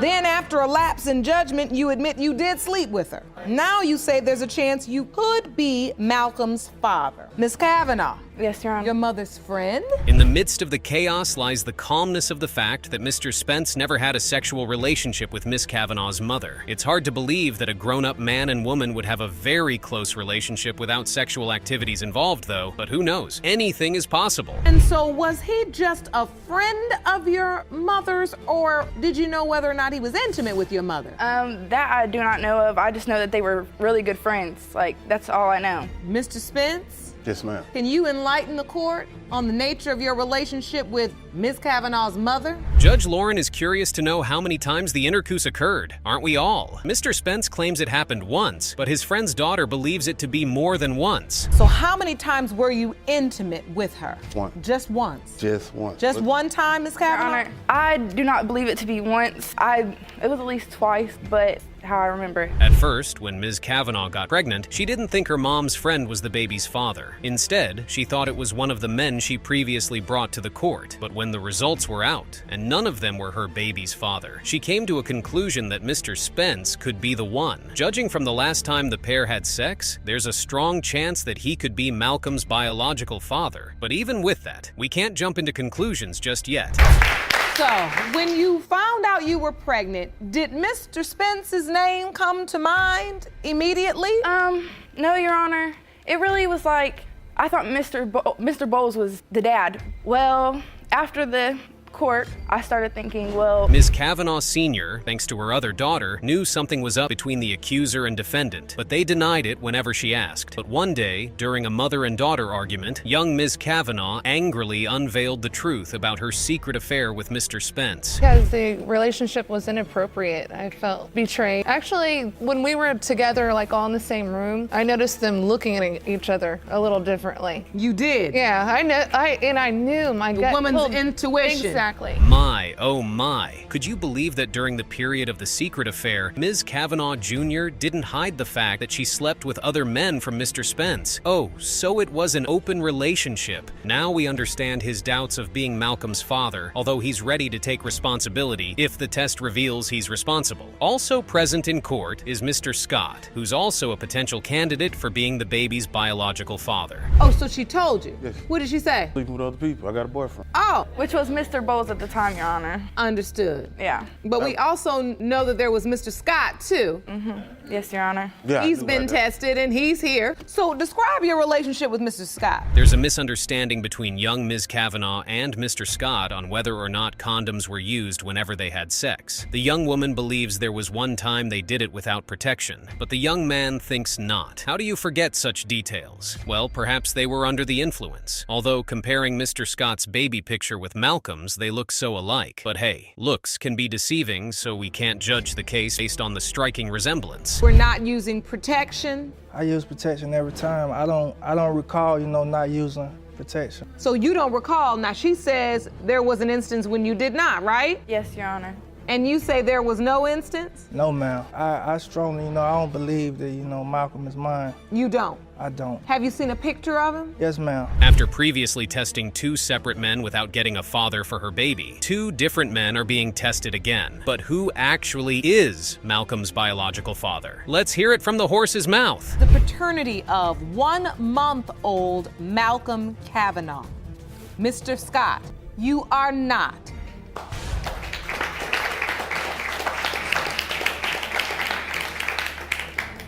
Are you ready for the next result?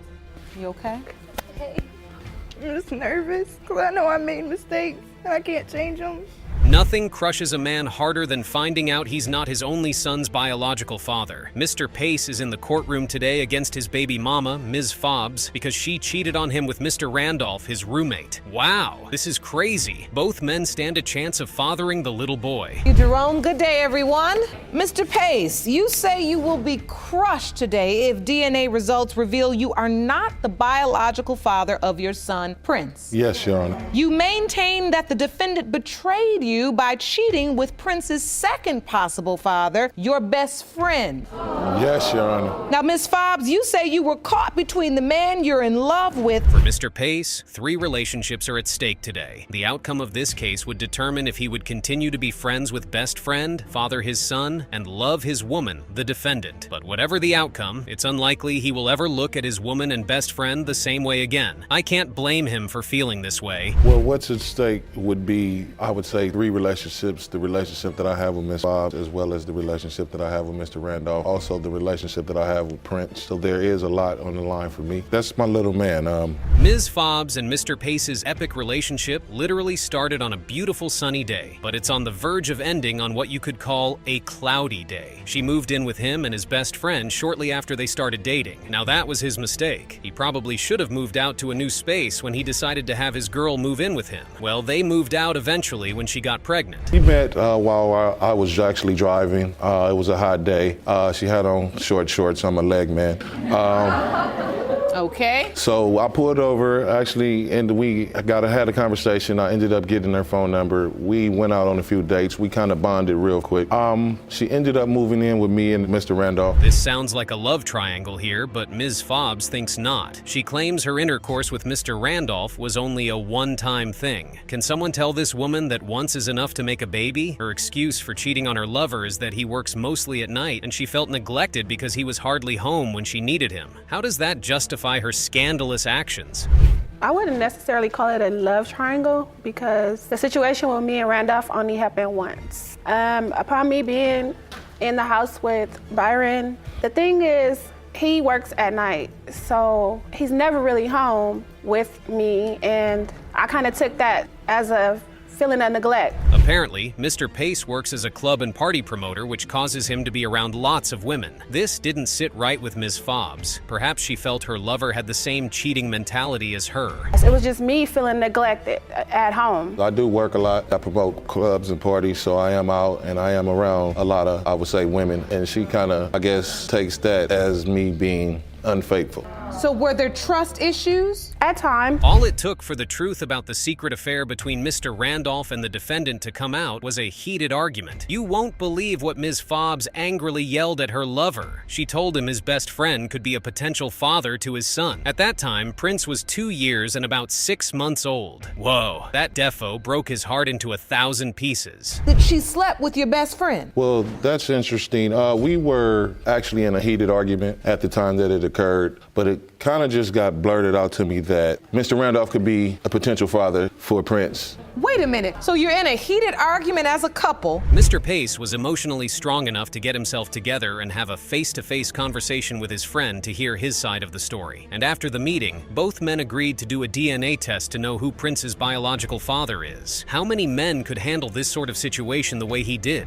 When I found out initially, like I said, I was hurt. I felt betrayed by actually both parties at that point, but I wanted to assess the situation, not being upset, because I initially called Mr. Randolph to find out what was going on. I wanted to meet with him face to face to find out what's going on, but I did take a few-hour break as far as... Mr. Randolph claims he wasn't in the right state of mind when he slept with his best friend's woman. He blames their scandalous intercourse on alcohol intoxication. But how do you drink to the extent of not recognizing your roommate's girl and sleeping with her? Come off it, man. You knew what you were doing. To answer that, Your Honor, I wasn't in the right state of mind. We both was intoxicated. You know, he was out promoting clubs, and she used to come home from the club intoxicated and, you know, looking for him. He's not there. Me and her talk, and, you know, one night the talk led to... Mr. Pace forgave his best friend and girlfriend for stabbing him on the back, but you can imagine that the resentment he feels for them remains on the table. The DNA results would determine if the resentment stays on the table or he finally finds a way to let it all go. There's only one way to find out. Mr. Pace, you are not his father. My bad, bro. Oh, man.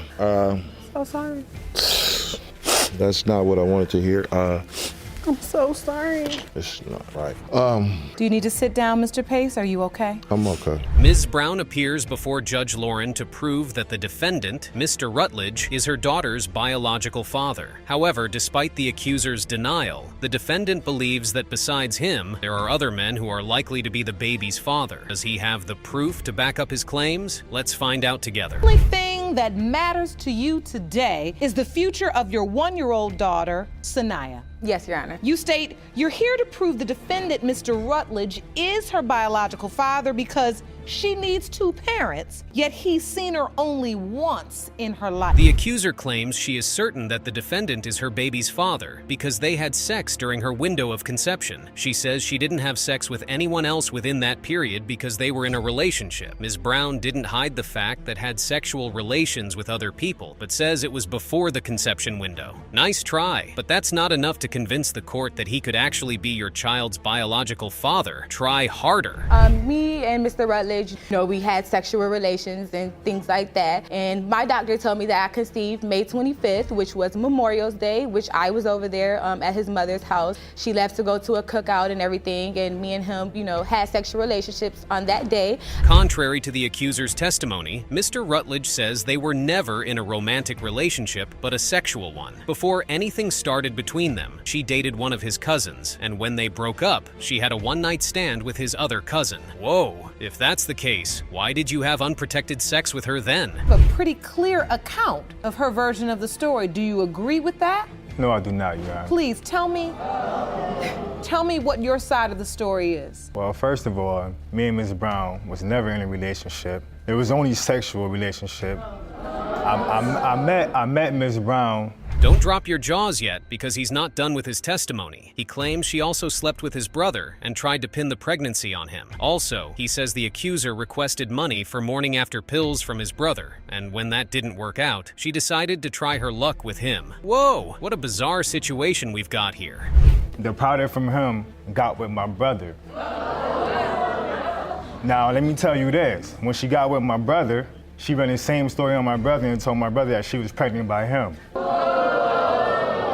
She tells my brother that, oh, I need you to give me money for a morning after pill. In her defense, Ms. Brown says none of the things Mr. Rutledge said is true. Come to think of it, morning after pills are free so you don't need money to get them? Who's being truthful and who's telling lies? It's hard to tell right now, but soon we will find out. In her testimony, the accuser continues by stating that herself and the defendant have mutual friends, so he knew everything about her before their relationship started. To back up her claims, she reveals to the court that some of his clothes are still at her place. The funny thing is, Mr. Rutledge couldn't say a word, so perhaps she's right, and he was trying to frame her as a bad person to get the judge on his side. Yes, I left them out, Your Honor, because they're not facts. First of all, you don't have to pay for a morning after pill because everyone knows that a morning after pill is free whether you have insurance or not. So I never would say, can you pay for a morning after pill? As far as me having... Presently, it's her word against his, but this young woman is winning the testimony battle. Apparently, they lived together in her apartment as lovers, but one day he went missing for days. While he was away, she saw pictures of him and his daughter's mother on Facebook. So when he came back, they had a heated argument that led to the defendant telling the accuser that she's not his girlfriend.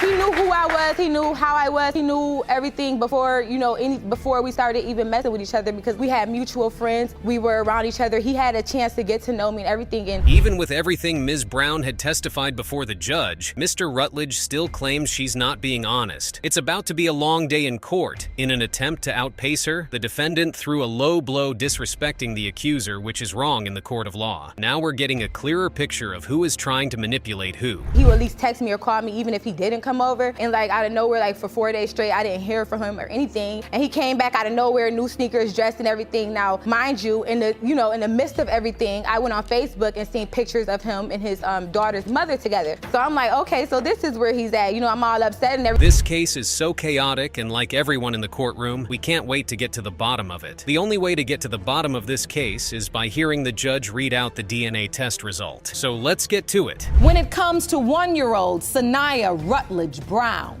Mr. Rutledge, it has been determined by this court that you are her father. What? Now what? What I gotta say? Today's court case will have us look into a sexual scandal that took place over 30 years ago. The accuser, Ms. Harrison, and her sisters have been haunted by rumors of family secrets for over 3 decades. There's a rumor that their father had a live affair with Ms. Rogers' mother, so they took a DNA test to know if they're truly siblings. Good day. Ms. Harrison, you and your sisters have been haunted by rumors of family secrets for more than 30 years. You say the defendant claims your father had an affair with her mother and therefore is your biological sister. Yes, Your Honor, that's correct. Now, you've requested results of a siblingship DNA test to prove... Ms. Harrison begins her testimony by making it known to the court that both of their mothers were best friends. After her father's demise, her mother's sisters confronted Ms. Rogers' mother about her rumored affair with her father, but she denied. Hence, that's why she finds it hard to believe that the defendant is her biological sister. Well, over the years, her mother has denied the rumors. Her mother denied even having an affair with our father. father. And her mother and my mother were best friends. And when I was 16 years old, my father died. And her mother was confronted by my mother's sister. Besides their mother's friendship, these ladies all grew up together from childhood, so their bond should be stronger. But a rumor as dirty as that could break any bond amongst friends, so you can understand where the hate is coming from. As far as I can remember, we were always in one another's lives. We grew up as cousins, even though we were not blood relatives. But since your mothers were best friends, we were all close. Said you we were spent cousins. holidays together. We did different things together. And because my mom and her mom were best friends. Not intimidated by her alleged half-sister's vocal attacks, the defendant says their father told her she's his daughter when she was 8 years old. At that time, she had broken her arm and had surgery. While she was recovering on the hospital bed, he brought her a pink hippopotamus to aid her recovery. But not for the first time today, Ms. Harrison won't give Ms. Rogers a breather as she gets on her neck again.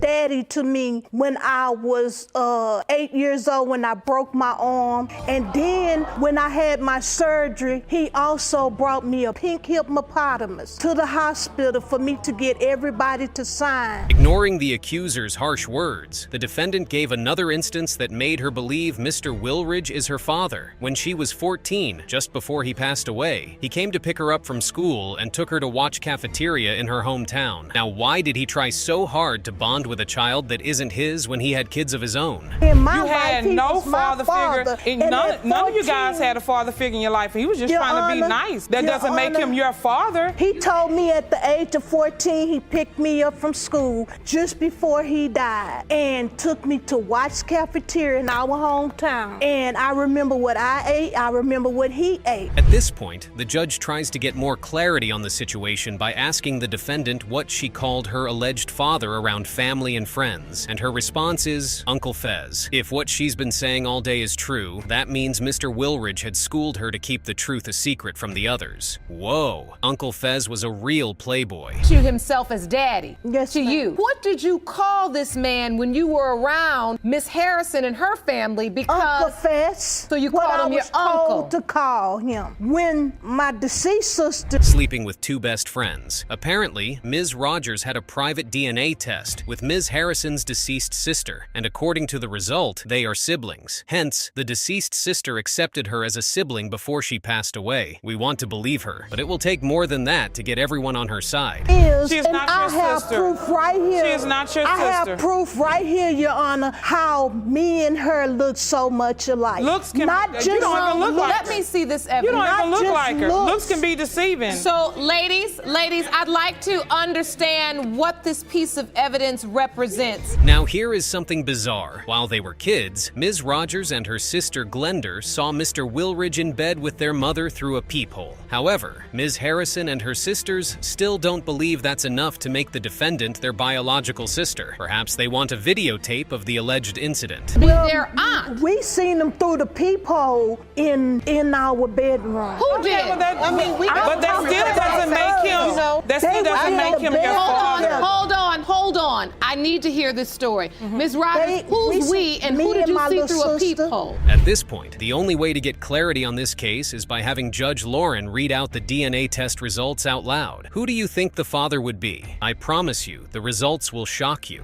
Wilridge versus Rogers, pertaining to whether Ms. Rogers is the biological half-sister of Miss Harrison, Miss McMahon, and Miss Wilridge. It has been determined that you are indeed the most ruthless moments on Paternity Court. Now you telling him he's cheating. He's telling you you're cheating. Tit for tat, though. And cheating and cheating and They don't make cheating. it right. It is so tit for tat. And the most ridiculous part of it is that you all are stuck on the tit for tat and not understanding that you got a child here that doesn't want any part of that game. Squabble led this relationship to the brink of divorce.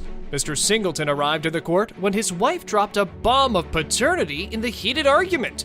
He claimed that Miss Gray had never been truthful to him about her baby's paternity, and if DNA diagnostics proved that he was not the father, their marriage is over. Mr. Singleton, you claim that your wife, Miss Gray, has never been honest with you about the child she claims is your daughter. During a heated argument, you claim she told you that you may not be the father of 3-year-old Ariana, and you've petitioned the court for a paternity test and declare that if you learn the child is not yours, the marriage is over. Yes, Your Honor. It was slipped that this case was cheaters cheating on cheaters.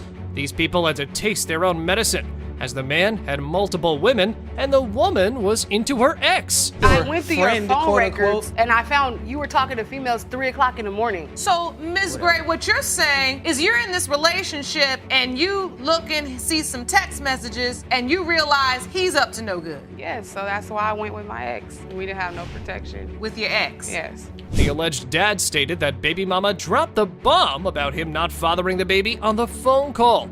And the excuse she had for being promiscuous was she wanted to have something new. She could not blame the man now. When she called and told me from the doctor's office that she was having a baby. So we're on the phone. I'm talking about, oh, we're gonna put this together. I'm gonna change. I quit cheating and all that. That was going through my mind. That's what I'm telling her. And then she pauses me and goes, but it's not yours. I told him, I said, I was with my ex and it's a possibility she may not be yours. As it was evident that it was Miss Gray's fault that led them to this paternity mess, she did not stop putting on her defensive show. Further, she contended that she dumped Mr. Singleton because he deceived her. Miss, this does not give you a pass for sleeping around. So now you are admitting that what he's saying is true.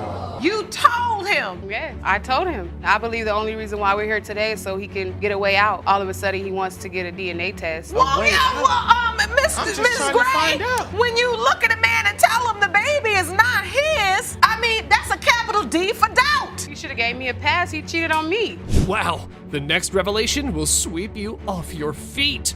The defendant said that she never wanted to date a guy with a good reputation. All the men she wanted to date were thugs. Miss needed Judge Lake's advice so bad. I understand, but I thought he was different. I'm used to dating thugs. I'm not used to dating good guys with the glasses and the good job. I'm used to going after guys that hustling, and that's what I like. My ex is in jail right now. Let me give you a little woman tip. Go after the ones with the glasses and the good job. However, it was slipped that Miss Gray changed her mind when her ex got arrested and told the plaintiff that he was the father of her baby. But the baby mama did not let the man play and disclosed his cheating like this. After telling you the baby was not yours, she had to have told you that the baby was yours. Exactly. When did this happen? The guy went to jail. So then all of a sudden, here come the news story. Oh, well, it's your baby. I added the months up right, and this is actually your baby. So incongruous with how I felt the first time. Incongruent? Yes. Even though both sides had their deceiving hats on, the bummer was that they were ignoring the baby at hand.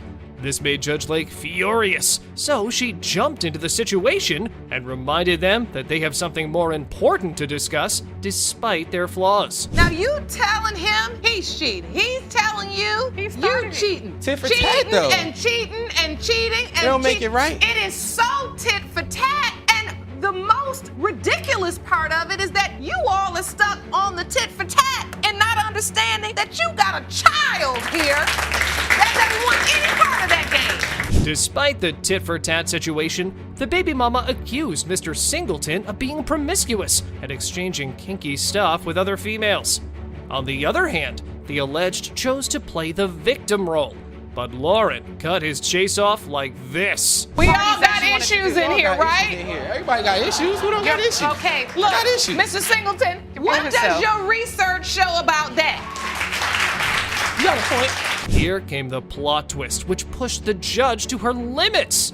When she asked the man about cheating, he clowned. But once the judge reminded him that he was in Lake's court, he changed his mind and confessed that he was a playboy. Since you put a ring on Miss Gray's finger, have you cheated? In what sense of the word do you mean cheating?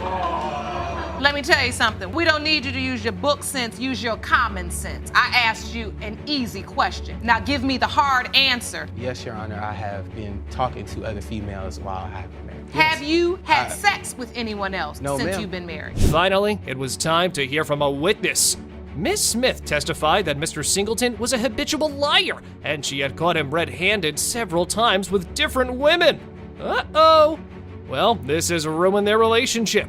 Both were perfect deluders. He is a habitual liar, okay? Seriously? For one, before he got married, we worked together and he was flirting with the girls, okay? The second time, after the marriage, okay, I walk in, nobody's right there. You go to the room, laying on their back, a stripper on top of him, no underwears, no bra, all in his face. However, all the accusations of the witness proved right, as the defendant admitted the charges. But things flared up when she claimed that Mr. Singleton was not the man that he professed to be, like this. The point is that Mr. Singleton is not the stand-up guy he professes to be. He's putting on a persona. How can I be a And Ms. Simmons, what are you hoping for today? I'm hoping that the other guy is the father. I'm hoping that Why? he Why has she wants to do nothing that? Because I to love do Maurice with her. regardless. I understand she loved him. As it was obvious that both parties were cheating on each other, but no one was ready to drop their assertions, Judge Lake brushed them off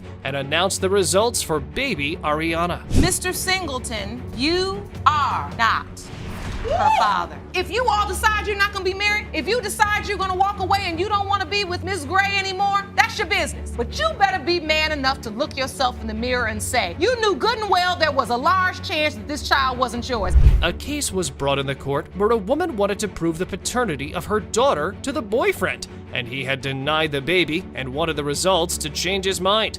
Otherwise, he would throw both of them out of his life. So, to get him the closure, a DNA test is required.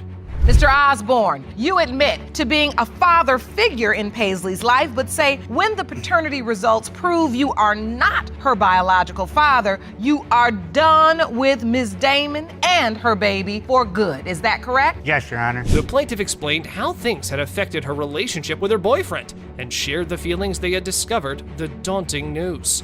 Things are bad here. We both have this doubt in the back of our mind. We don't speak of it, but it's there. We know it. I found out that I was pregnant. I told him, and we just both had like a look of fear in our eyes, like, what did we do? The defendant replied how he found out about the infidelity through this. The judge asked them about the meddling person, and Miss Damon said this to add confusion to the discussion. Well, it was a surprise. You got some text messages. So, Mr. Osborne, you received a text that said Jillian might be pregnant, and she said it's another guy. Just thought I'd let you know. Also, she's been blank, guy 2, out in blank, and guy 3. But there are new people she's been blanking. The plaintiff explained the move of her best friend to the judge and shocked the whole court. Tit for tat, and the bestie has stabbed her back. So why would your friend text message your boyfriend just to let him know that there are potentially 3 other guys? She did to me what I did to her. Oh, so you did this to her once upon a time? Something similar. Mr. Osborne, when you get a text like that, and then the next day you find out Ms. Damon is actually pregnant, there really is no joy. No. Mr. Osborne replied to the judge's question about the birth certificate. The question erupted in a whole fight between them about their embarrassment issues. Don't know why the defendant did this still after the doubt. My friends were in the room and you said you did not want to sign the birth certificate. Why did you hold my leg? Why did you drive me to the hospital? Why were you there through the whole thing? Why did you stay and not leave the hospital for 2 days? I want to be there for the little things. So there's no need to do all this and get attached to her. You should have just... The judge had to bring the plaintiff's best friend in to clarify the doubts she created in the story. To everyone's surprise, the bestie had every proof with her. She tried to mess up my relationship. I told her boyfriend at the time what she had been doing. So do you have any proof that she was sleeping with other men? Yes, she told me in Facebook messages and she told me in person. Did you bring any of these messages? Yes. The proof was discussed clearly by the judge in the court in detail. The judge made this comment about the evidence.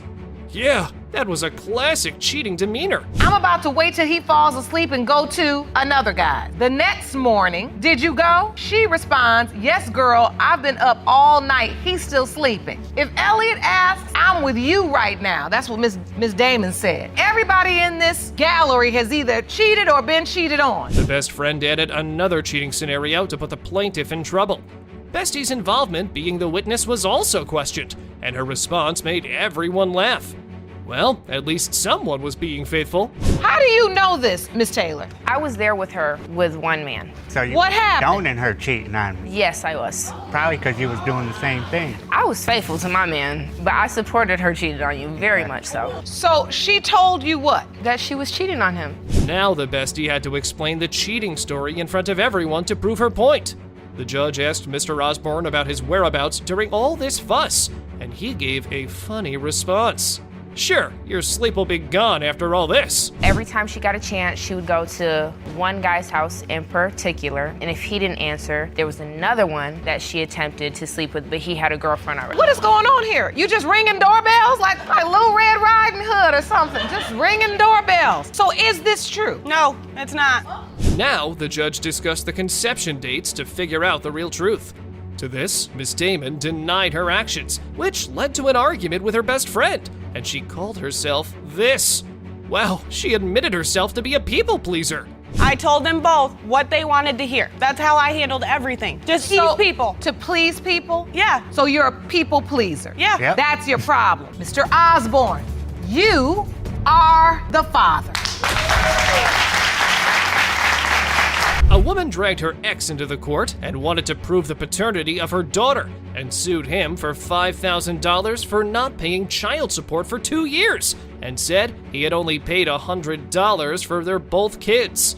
The defendant denied his financial help to Miss Arbogast because he wasn't sure of his paternity. To get the facts straight, we need a DNA test. If you say $100 over 2 years helping, then, I mean, if that's in his eyes, yeah. $100 over 2 years? No, he hasn't really helped at all. You haven't been helping at all, Mr. Vest? No, because how can I take care of somebody's daughter that may or may not be mine? So you have another baby too? Yes. And there's no question as to the paternity of that child? No, Your Honor. But do you help financially with that child? I have in the past, but recently, no, I have not. The judge asked the plaintiff's boyfriend about Mr. Vest's support for children, and he shared that he had hardly paid for them. Miss Arbogast said the kids now know Mr. Fritz was their dad and claimed that the defendant signed the birth certificate and then disowned the baby. She explained her relationship with Mr. Vest and now listens and laughs at his crazy thoughts on friendships. Our date of conception was between August 11th and August 13th. Then he told me I couldn't be friends with somebody I had been friends with for 9 years. He told me if you to go have sex with him, that's the only way to break your emotional connection. And I have witnesses, plenty of witnesses. Miss Arbogast said Mr. Vest knew about her hookup at that time and was cool about it, and even asked her to come back home. But the defendant denied it and said it was all out of anger. Then the plaintiff admitted sleeping with the other guy, but said she was already pregnant at that time and explained the conception dates with Mr. Vest. What on earth are they doing? So you used protection with the other guy? Yeah, but I was already pregnant at the time I had sex with this other man. He's sitting on the couch in the hospital, holding her. After she's born, he held her before I held her. Yeah, I thought she was my daughter until you told me that she wasn't. I never once told you she wasn't your daughter. The defendant replied to the judge that he signed the birth certificate because he thought the kid was his. Upon this, Ms. Arbogast shared the shattering truth that her son didn't recognize the defendant as the father. Ugh, it hurts to see something like this. But this revelation led to a fight in the courtroom. So you signed the birth certificate, Mr. Vest? Yes, Your Honor, because I thought it was mine. I thought she was mine. I wanted him to also be a father to our son. If you were a constant role in his life, I'm not gonna just let you take our son when you haven't been around, because that is not comfortable with me. He knows me. He knows my boyfriend. He knows my family. How long? The plaintiff continued, saying that she never denied Mr. Vest's paternity and even asked him to do a DNA test, but he rejected it. He was an absent father, so what was he fighting for? Miss Arbogast also brought proof to further devalue his statements here. This led to an argument between both parties. You say it's pathetic that you still don't want to grow up and claim your daughter that you signed the birth certificate for. Mr. Vest responds, I would claim that thing if I knew she was mine. Miss Arbogast says, oh, so now she's just a thing. That could potentially be your daughter. I shouldn't have said it. I was angry. And yeah, I regret saying that. I do. The judge asked Mr. Vest about the resemblance of both kids, and he again denied his daughter. Upon this, the plaintiff assured her paternity claim, and regarding the doubts of another guy, she said she did it to make him happy.